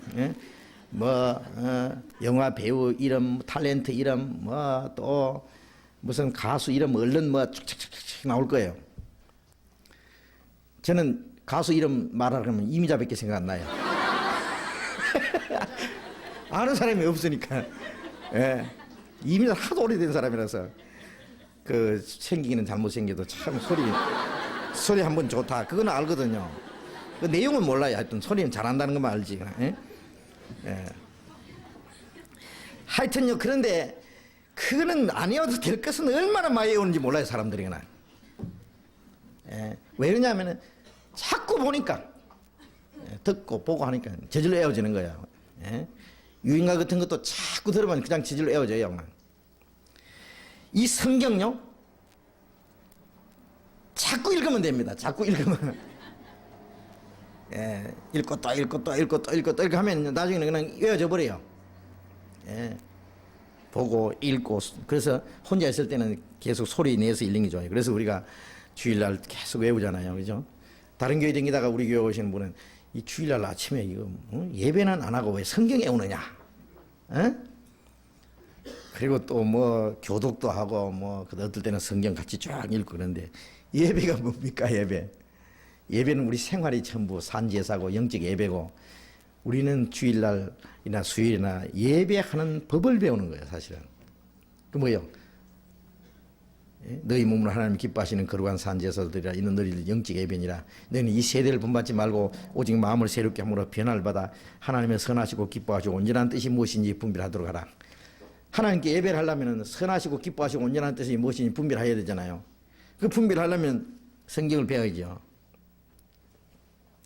그래서 자꾸 소리내서 읽는 것이 좋습니다. 자꾸 읽으면 나중에는 이제 입에 익어져요, 그냥. 저도 참 외우는 거는요, 억지로 외우려 그러면은요, 못 외워요. 머리가 나빠요. 못 외워요. 근데 이제 뭐 성경 딱 덮어놓고 몇 시간 그냥 성경 찾지 않고 설교하는 건 문제 없습니다. 뭐 일주일 전도 집회 하는 것도 성경 딱 안 펴고 그대로 설교할 수 있을 거예요. 왜냐면 몇십 년 했기 때문에. 그냥 달달달달 나오는 거예요, 그냥. 예, 뭐 몇 장 몇 절 쫙 뭐 몰라서 찾는 게 아닙니다. 예? 같이 찾아서 눈으로 봐야 되기 때문에 찾는데 안 찾고도 얼마든지 할 수 있어요. 왜 그러냐? 자꾸 하다 보니 저절로 되는 거예요, 뭐 머리가 특별히 뭐 좋아서 그런 게 아니에요. 여러분도 그러면 돼요. 뭐 성경 그 성경 어디 있는지 잊어버리다가 또 찾았다. 그다음 또 잊어버리다가 찾았다가 몇 번 하면은 그 다음에는 애워져 버려요. 자꾸 하세요, 그냥 자꾸. 그래서 자꾸 그 읽고 그러면은 그리고 읽을 뿐만 아니라 그 말씀의 뜻을 깊이 생각하고 깨달으면은 쉽게 애워질 거예요. 예?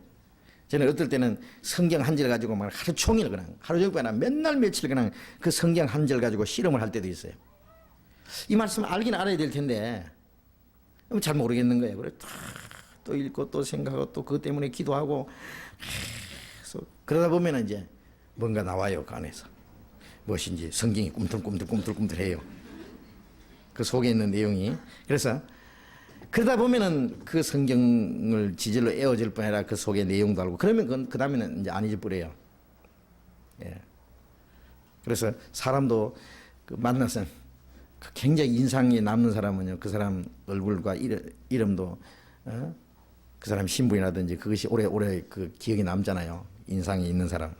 우리가 말씀도 깊이 그 깨달아지고 나와 깊은 관계가 있다고 생각되는 것은 그건 안 잊어버립니다. 들어도 자기하고 별로 상관없다 하면 금방 사라져 버려요. 그래서 이거는 어른이나 아이나 다 성경을 외운다는 거 필요하고 그 유익하다는 것은 뭐 얼마든지 말을 해도 지나침이 없습니다. 또 한 가지만 더 질문을 했습니다. 창세기 12장에는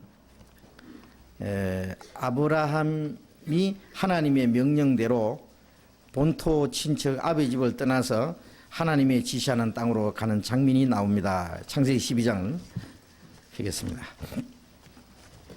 12장 1절 여호와께서 아브라함에게 이르시되 너는 너의 본토 친척 아버지 집을 떠나 내가 네게 지시할 땅으로 가라. 내가 너로 큰 민족을 이루고 네게 복을 주어 네 이름을 창대케 하리니 너는 복의 근원이 될지라. 4절입니다. 이에 아브라함이 여호와의 말씀을 쫓아 갔고 그래 돼 있죠. 여기서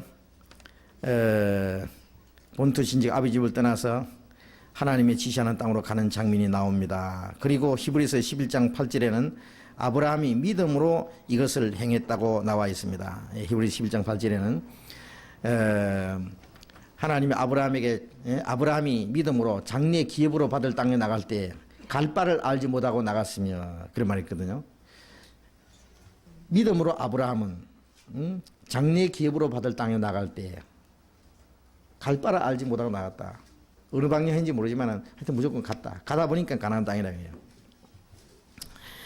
궁금한 것은 바빌탑 사건 이후에 많은 시간이 흘렀고 또 창세기 11장에는 그 사건 이후에 하나님을 섬기는 모습이 나와 있지 않은 상태에서 어떻게 아브라함이 그 믿음을 가질 수 있었는가 하는 것입니다.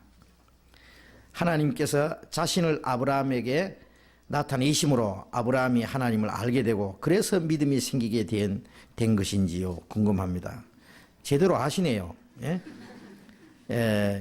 이 말씀은 바벨탑 사건 이후에 우리가 이제 전도 집회할 때 그 창세기 바벨탑 쌓을 때에 하나님을 찾는 사람이 한 사람도 없는 시대라고 말씀을 드렸죠. 하나님을 다 떠나서 영적으로 이루어져 있는 상태예요. 그 후에 많은 시간이 흘렀다고 했는데 그게 얼마나 많은 시간이 흘렀는지는 자세히 나와 있지 않지만은 하여튼 그 바벨탑 사건 이후에 하나님을 섬기는 모습이 나와 있지 않다. 그래요. 하나님 찾는 사람이 하나도 없는 상태입니다. 예? 만일 거기서 하나님을 찾는 섬기는 사람들이 있었다면은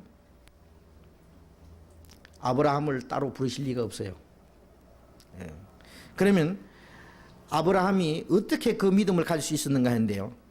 물론 하나님이 부르시기 전에는 아브라함도 하나님을 몰랐어요. 하나님을 찾는 사람이 한 사람도 없는 상태에서. 아브라함의 아버지 데라라는 사람은 어떤 사람이냐. 여호수아 24장을 찾아봅시다. 여호수아 24장 24장 2절 여호수아 24장 2절 여호수아가 모든 백성에게 이르되 이스라엘 하나님 여호와의 말씀에 옛적에 너희 조상들 곧 아브라함의 아비 나홀의 아비 데라가 강 저편에 거하여 다른 신들을 섬겼으나 내가 너희 조상 아브라함을 강 저편에서 이끌어내어 가나안으로 인도하여 온 땅을 두루 행하게 하고 그 씨를 번성케 하려고 그에게 이삭을 주었고 이러죠. 이 아브라함과 나홀의 아비 데라 강 저편에서 거하여 다른 신을 섬겼다 그랬어요. 예? 하나님이 아브라함 부르시기 전에 그러니까 아버지가 다른 신을 섬기는데 아들이 뭐 하나님을 어떻게 섬기겠어요? 예, 아브라함이 하나님을 먼저 섬긴 것이 아니에요. 예, 우상 숭배하는 그런 집안에 살았어요. 예. 그런데 하나님이 무조건 아브라함을 불러낸 거예요. 왜 하나님이 다른 사람을 부르지 않고 하필 아브라함을 부르시는지는 자세히 나와 있지 않지만은 어쨌든 하나님이 찾은 사람이 한 사람도 없고 그 우상 숭배하는 가정에서 하나님이 한 사람을 무조건 불러낸 거예요. 그리고 아브라함은 그 하나님의 말씀을 듣고 그 말씀을 믿었던 거예요. 믿고 자기 조상들이 살던 땅, 그 고향을 떠난다는 건 참 어려운 일입니다. 거기는 조상의 뼈가 묻혀 있고 거기는 친척들이 있고 친구가 있고 자기의 그 생업이 있는 그 터가 있고, 예? 거기를 떠난다는 것은요, 고향을 떠난다는 것은 특별히 동양 사람들은요 옛날 조상적부터 살던 거기에 떠나면 죽는 줄 알아요.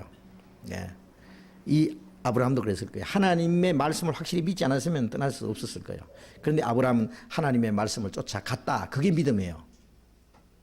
왜? 분명히 하나님 말씀을 들었기 때문에. 무조건 불러낸 거예요.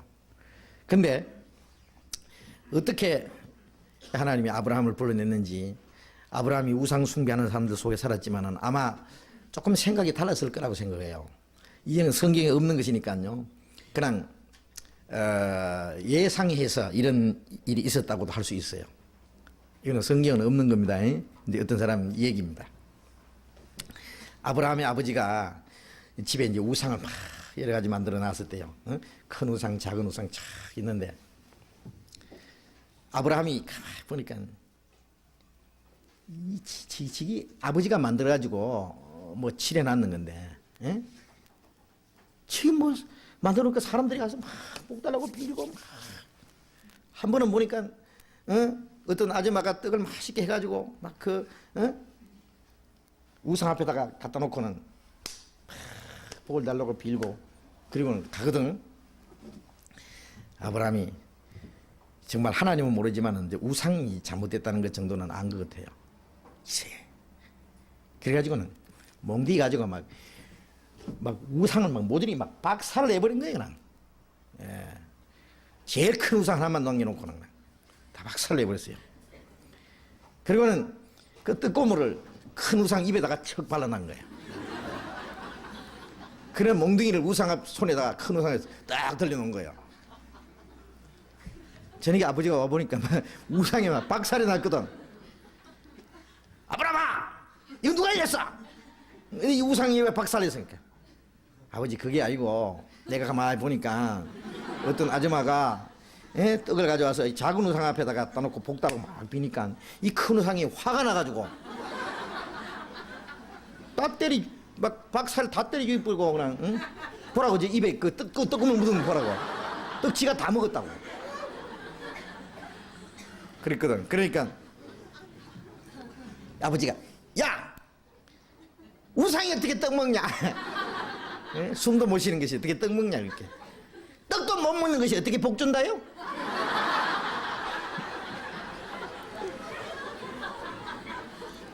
그런 이제 재밌는 얘기가 있었대요.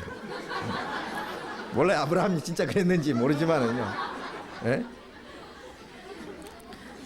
하여튼 뭐 비슷한 사건이 있었는지도 몰라요. 예.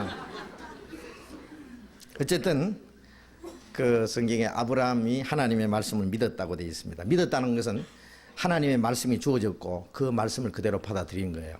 예.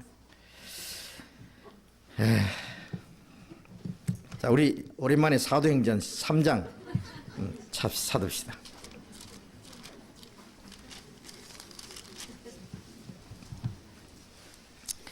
사도행전 3장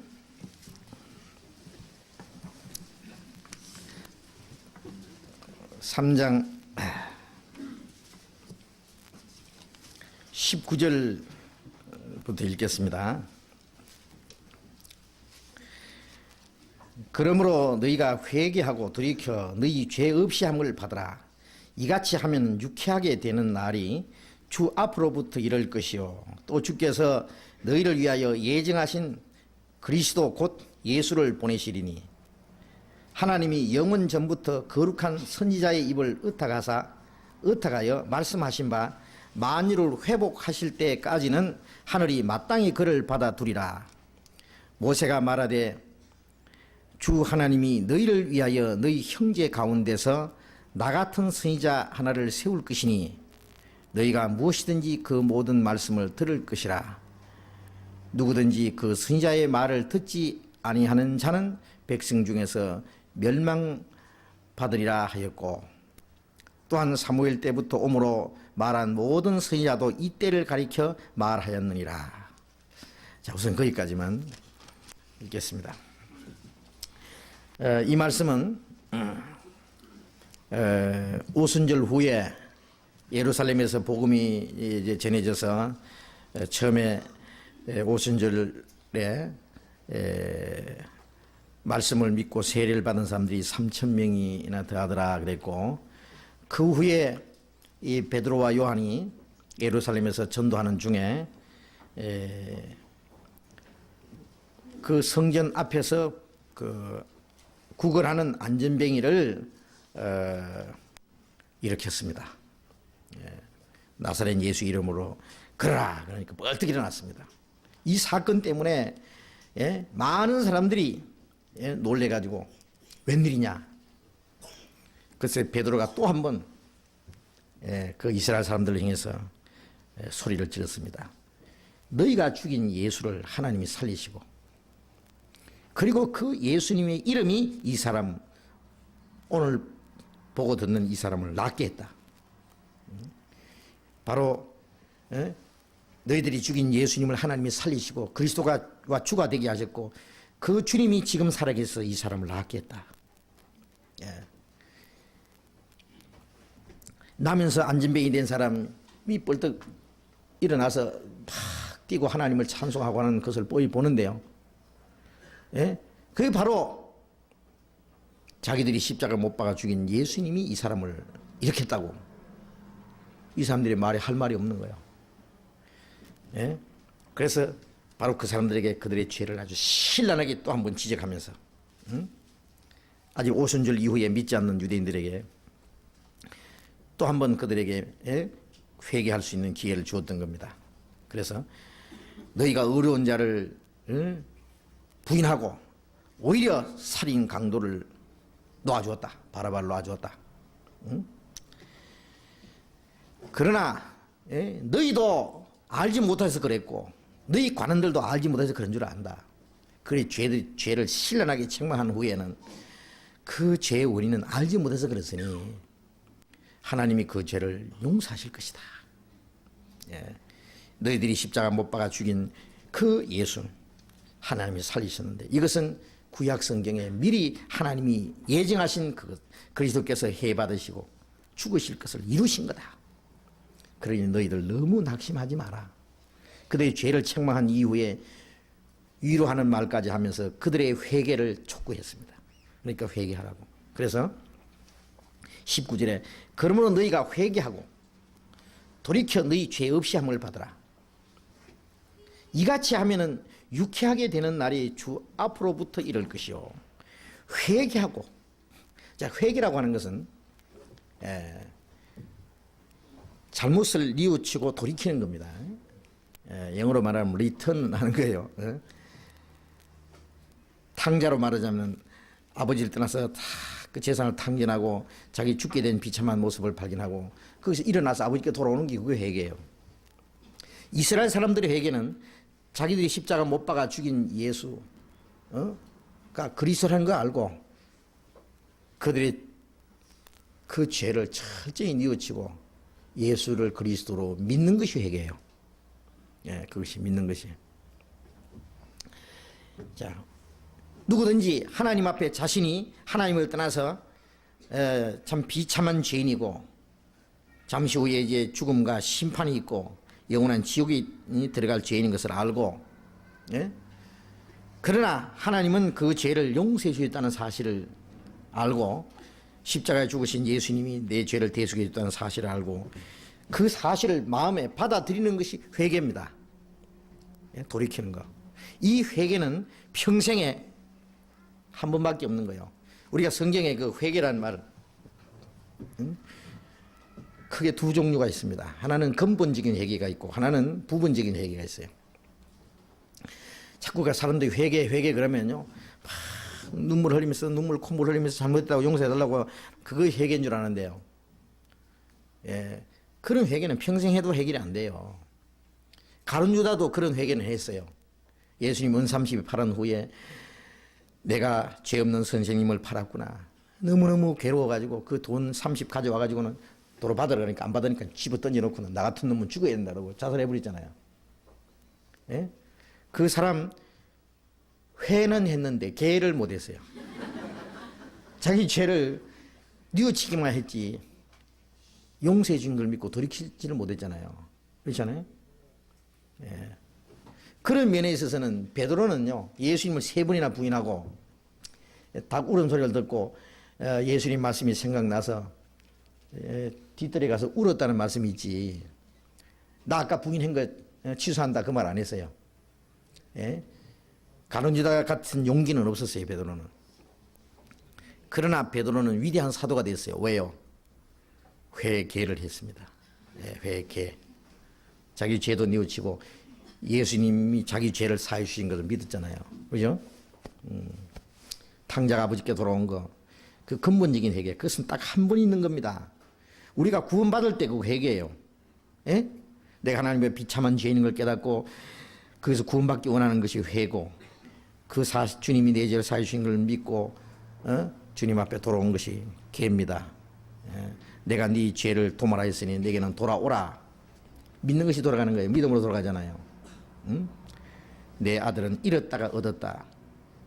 죽었다가 살았다. 그 회개는 평생에 한 번밖에 없어요. 2번 있으면 안 돼요. 그건 믿음으로 구원받는 겁니다.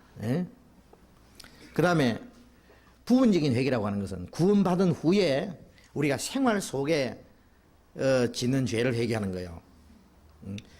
구원받지 않은 사람은 부분적인 회개에 해당 안 됩니다. 구원받지 않은 사람은 근본적인 회개 한번 해야 됩니다. 탕자가 하나님께 돌아오는 것처럼. 잃었던 죄인이 주님 앞에 돌아와서 구원해 주신 것을 확신하는. 구원받은 후에 우리가 생활 속에 잘못한 거 있잖아요. 불순종한 거, 또 무슨 잘못된 죄를 지은 거, 예? 내 마음에 하나님을 떠난 거. 그랬을 때 그 잘못을 뉘우치고 돌이키는 거 필요하잖아요. 그래서 요한계시록 2장에 보면은 에베소 교회 사제에게 편지하기를, 넌 처음 사랑을 버렸다. 그러므로 네가 돌이켜 회개하여 처음 행위를 가지라. 어디서 떨어진 것을 생각하고 돌이켜 처음 행위를 가지라. 회개하여 처음 행위를 가지라 그랬어요. 회개하라 그랬어요. 예. 그렇지 않으면 네 촛대를 이겨서 옮기리라. 구원받은 사람이 주님을 향한 그 처음 사랑, 우리가 구원받았을 때 주님이 나를 위해서 죽으신 거, 나를 구원해 주신 거 생각하면 나도 주를 사랑하고 주님을 위해서 내 평생을 바치기로 작정이 되는 거예요. 예? 주님이 살다가 그 사랑이 설설설설 식어져요. 예? 식어지면 어떻게 해요? 딴 걸 사랑해. 주님보다 다른 걸 더 사랑해요. 그 처음 사랑을 버린 거예요. 무엇 때문에 그렇게 됐는지를 생각하고 처음 행위를 가지라. 회개하여 처음 행위를 가지라 했어요. 응? 그래서 우리가 생활 속에 잘못된 것을 돌이키는 거 회개입니다. 그 회개가 없으면은 촛대를 옮긴다는 말은 교회적으로 성령의 역사가 떠나고 개인적으로 하나님의 능력이 떠나는 거예요. 우리는 사랑을 가지고 있을 때 사랑 속에 성령이 역사하십니다. 응? 그래서 우리의 마음이 하나님을 떠나고 우리 마음이 주님보다도 더 다른 것을 더 사랑하고 주님 말씀을 참으로 순종하지 못하는 그것이 죄인데 빨리 돌이켜야 돼요. 돌이켜야 해요. 그것은 생활 속에 평생 잘못하면 또 돌이키고 그것은 부분적인 회개라는 겁니다. 자, 여기 이스라엘 백성들에게는 물론 근본적인 회개를 촉구하는 겁니다. 너희가 회개하고 돌이켜 너희 죄 없이 함을 받아라. 그 죄는 그리스도를 배척한 죄, 십자가에 못 박아 죽인 죄. 예. 그 회개하고 돌이켜 너희 죄 없이 함을 받아라. 믿으면 죄 없이 함을 받거든요. 우리가 영원한 속죄. 예. 근데 참으로 그 철저히 하나님 앞에 비참한 죄인 걸 알고 구원을 받고자 하는 마음이 없으면은 죄 사함을 받지를 못해요. 사해 주셨어도 자기가 받지 않아요. 왜? 믿어지지가 않아요. 그 사실이 믿어지는 것이요. 예? 우리 편에서는 죄 사함을 받는 겁니다. 탕자가 아버지를 떠나서 자기 아버지 재산을 다 탕진하고 큰 잘못을 저질렀다는 거 철저히 돌이키지 않으면 돌아오지 않아요. 내가 거지로 살아도 좋다. 내가 아버지께 돌아갈 줄 알고 그러면 용서를 못 받아요. 우리가 주님 앞에 돌아왔을 때 죄 사함을 죄 없이 함을 받아라. 죄 없이 함을 받잖아요. 그건 영원한 속죄를 얻는 겁니다. 이같이 하면 유쾌하게 되는 날이 주 앞에로부터 이를 것이요. 유쾌하게 되는 날이 어느 날이에요? 예? 골로새서 1장 6절에 이 복음이 너희에게 이르매 너희가 듣고 참으로 하나님의 은혜를 깨달은 날. 우리가 구원받는 그날 최고 유쾌한 날이죠. 해피데이 해피데이 주 나의 죄 다시 쓴 날. 그렇죠? 예. 내 주에도 처음 받은 날 참 기쁜 날 아닌가. 예. 정말 그 유쾌하게 되는 날, 첫째 구원받는 날. 응? 또 무슨 날이겠어요? 예.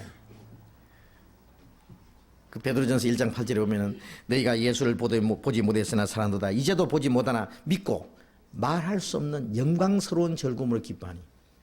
구원받은 이후에 정말 유쾌하게 되는 날들, 한 날만 아니고 예? 말할 수 없는 영광스러운 즐거움. 이 세상에 뭐 돈 몇 푼 얻어가지고 뭐 시집가고 장가가고 뭐 좋은 새 차 사가지고 좋은 집 지어가지고 뭐 좋은 옷 입고 뭐 뻐기는 예? 그 씁쓸한 기쁨 말고 예? 영광스러운 즐거움, 말할 수 없는 예? 영광스러운 즐거움. 그 즐거움이 있습니다. 그렇죠? 하박국 3장에 있는 대로 예? 포도나무가 무성치 못하고 무화과나무에 열매가 없고 외양간에 소가 없고 우리간에 양이 없고 아무것도 없고 없을지라도 그렇죠? 뭣도 없어요. 집도 없고 돈도 없고 백도 없고 뭣도 없고 근심 걱정도 없고, 예? 심판도 없고 두려움도 없고. 세상 사람들 많죠. 돈도 많고 뭐 먹을 것 많고 좋은 집도 많고 뭣도 있고 뭐도 있고 있는데 근심 걱정도 있고 답답한 것도 있고, 예? 비참한 것도 있고. 없을지라도 나의 구원의 하나님으로 인하여 즐거워하리니. 없지만은 있는 거 있어요. 주님이 나를 구원해 주셨다. 예. 그래서 사슴같이 뛰리라.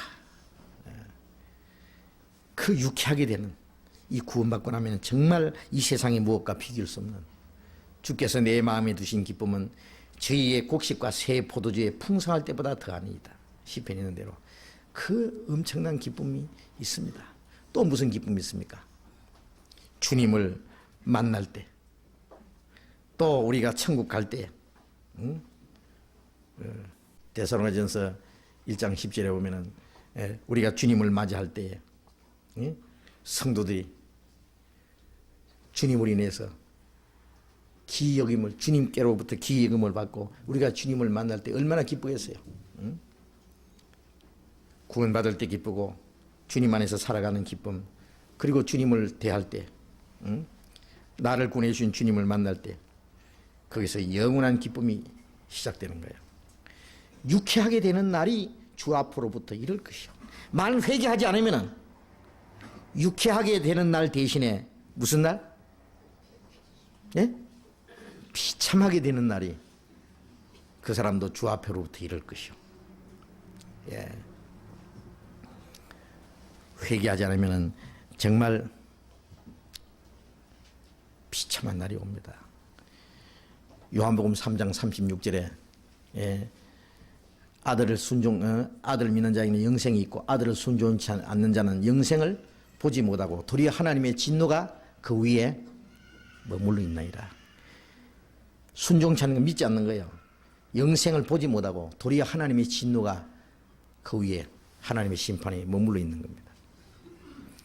여러분 머리 위에 말이죠, 아주 날카로운 칼이 말이죠, 가난한, 그 머리카락 같은 가난한 그 실에 매가지고 내 머리에 도롱도롱 따라다닌다고 합시다. 응? 예?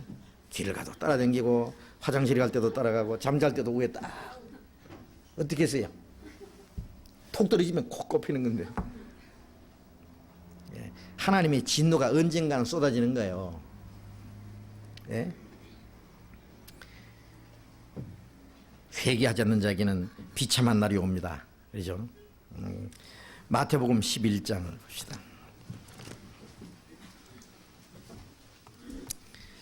마태복음 11장 21절 화가 있을진저 고라시나 화가 있을진저 벳세다야 너희에게 행한 모든 권능을 두로와 시돈에게 행하였다면 저희가 벌써 베옷을 입고 죄에 앉아 회개하였으리라. 내가 너희에게 이르노니 심판날에 두로와 시돈이 너희보다 견디기 쉬우리라. 예? 가버나마 네가 하늘에까지 높아지겠느냐, 음보에까지 낮아지리라. 네게서 행한 모든 권능을 소돔에서 행하였다면 그 성이 오늘날까지 있었으리라. 내가 너희에게 이르노니 심판날에 소돔 땅이 너보다 견디기 쉬우리라 하시니라. 이 주님의 말씀을 듣고도 회개하지 않는 벳세다, 고라신, 두로와 시돈, 가브나움 책망하는 거예요. 만일 옛날 두로와 시돈이 하나님 말씀을 듣고 돌이키지 않아가지고요, 죄를 지어가지고요, 하나님을 싹 썰어버린 거예요. 두로와 시돈 지중해 바닷가에 있습니다. 말간 반석이 싹 썰어버린 거예요. 소돔 고모라 성이 죄로 말미암아 회개할 기회도 하나님 안 주고 그냥 싹 없애버렸죠. 불로 태워버렸잖아요. 만일 소돔 고모라 성에서 예수님의 말씀, 예수님의 능력이 있다면 그들은 벌써 회개했을 것이다. 그런데 이 옛날 두로와 시돈 그리고 소돔 고모라, 그보다 더 악한 자들은 뭐예요? 말씀을 듣고 회개하지 않는 자들입니다. 누가복음 13장 누가복음 13장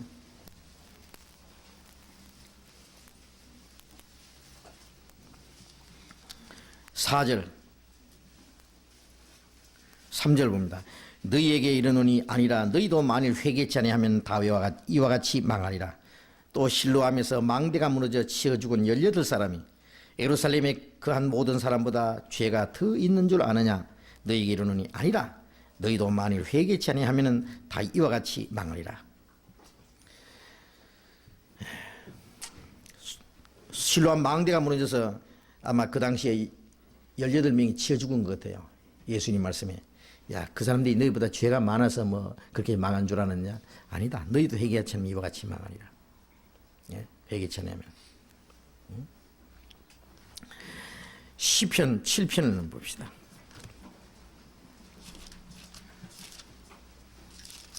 시편 7편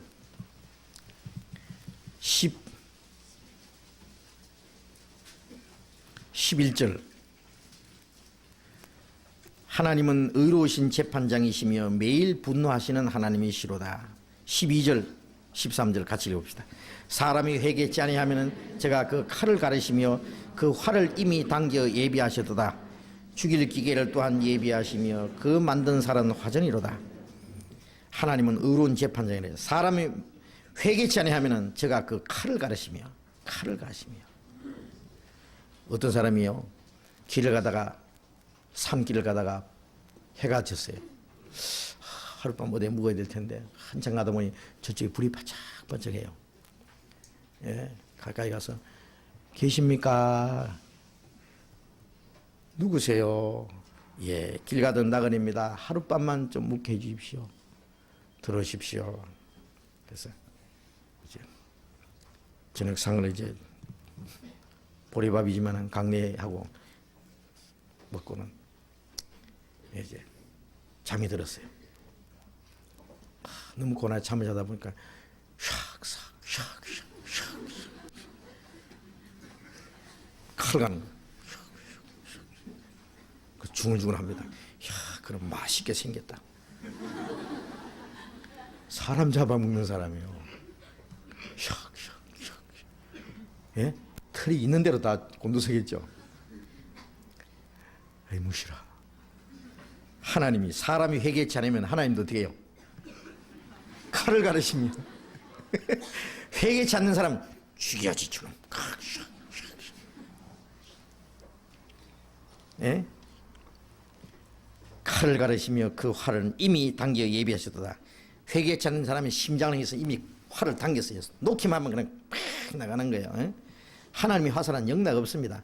죽일 기계를 또한 예비하시며 이제 신형 기계를 또 발명했어요. 뭘 발명? 그 만든 살은 화전이다. 화전은 뭔지 아세요? 불화살입니다.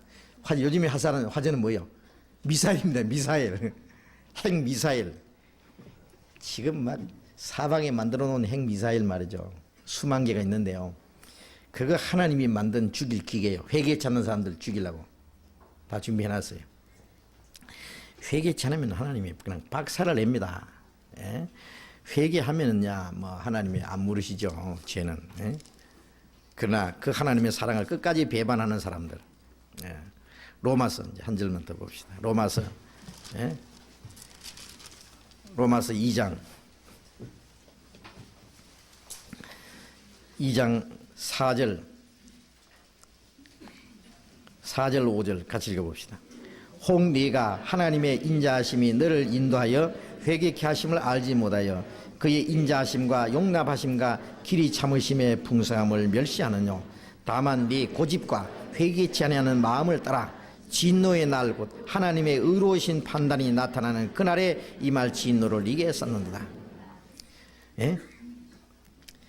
하나님의 인자하심이 너를 인도하여 회개케 하심을 알지 못하여 하나님의 인자하심으로 계속 돌아오라고 구원받을 수 있도록 믿을 수 있도록 자꾸 사람들을 통해서 권고도 하시고 구원받을 수 있는 말씀도 주시고 그래 인도하여 회개케 하심을 그런데 알지 못하여 그 인자하심과 용납하심과 하나님의 사랑과 죄인들을 용납하심과 길이 참으심의 풍성함을 멸시하느뇨. 회개치 않는 것은 그 하나님의 인자하심과 용납하심과 길이 참으심의 그 풍성함을 멸시하는 거예요. 그것을 멸시하니까 멸망하는 거예요. 죄가 많아서 멸망하는 게 아니에요. 회개 찾는 5절 다만 네 고집과 회개 찾는 마음을 따라 진노의 날 곧 하나님의 의로우신 판단이 나타나는 그날에 임할 진노를 네게 쌓는도다. 하나님의 오래 참으시는 기간이 끝나면 이제 하나님의 진노가 쏟아지는 거예요. 그렇죠? 그 회개 찾는 자들의 머리에 쏟아지는 겁니다. 자, 그래서 이스라엘 백성들에게 회개하라고 회개를 촉구했고 지금도 마찬가지입니다. 회개하면은 죄 사함을 받고 유쾌하게 되는 날, 우리의 마음이 유쾌하고 영원히 행복스러운 날이 옵니다. 회개치 않으면은 영원히 저주스러운 영원한 멸망이 회개치 않는 사람 앞에 기다리고 있습니다. 기도합시다. 자비로우신 우리 아버지 하나님, 하나님을 멀리 떠나 이루어져 있던 저희들 영원히 저주와 멸망을 받아야 마땅하지만은 주님이 우리를 불러주시고 찾아주시고 영원한 그 생명과 영광스러운 소망을 주신 주님 감사합니다. 우리 마음에 주신 이 기쁨과 평화, 이 놀라운 즐거움도 다 주님의 보혈의 능력으로 주신 것입니다. 이제 우리의 남은 생에 오직 주님을 위해서, 주님이 우리에게 하라고 맡기신 일을 위해서만 있는 줄로 믿습니다. 멀잖아 다시 오실 주님, 주님 오실 때 죄와 상관없이 주님을 맞이하고 주님 앞에서 칭찬과 존귀와 영광을 얻으며 다시는 눈물도 괴로움도 죽음도 없는 그 나라에서 주님과 함께 영원히 살 것을 믿고 우리는 그날을 사모하고 기다립니다. 이제 우리의 마음이 다시는 우리의 육신의 소욕을 따라서 행하지 아니하고 하나님의 거룩하신 뜻 가운데서만 살아갈 수 있도록 인도해 주시옵소서.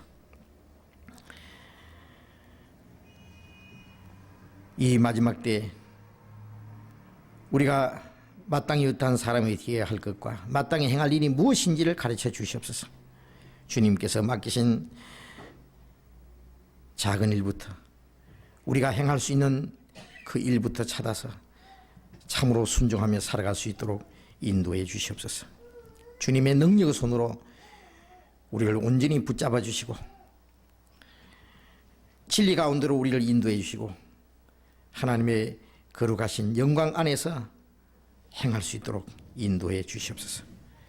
우리 가운데 한 사람도 이 거룩한 무리 가운데서 떨어지지 않도록 인도해 주시옵소서. 전국 곳곳에 있는 우리 형제 자매들 있는 곳마다 주님이 함께 계시고 날마다 구원받는 역사가 많이 일어나게 해 주시옵소서. 멀리 외국에 있는 우리 형제 자매들 어려운 가운데서도 주님을 의지하고 신앙을 지키는 그리고 전도하는 형제 자매들 더욱 말씀으로 능력으로 용기로 힘입혀 주셔서 있는 곳에서 주님의 진리를 전가하고 주님 안에서 용감하게 살아갈 수 있게 해 주시옵소서.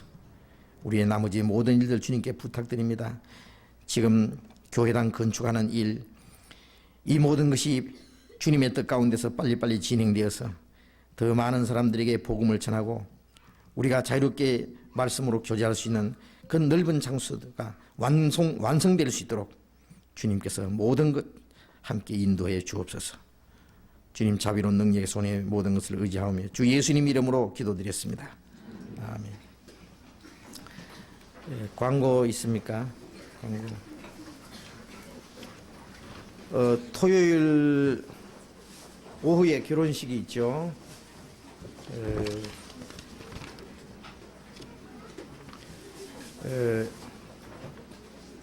토요일 오후 2시에 19일 오후 2시에 이성재 형제님과 박성심 자매님 결혼식 있으니까 많이 참석해서 축복해 주시기 바랍니다. 마치겠습니다.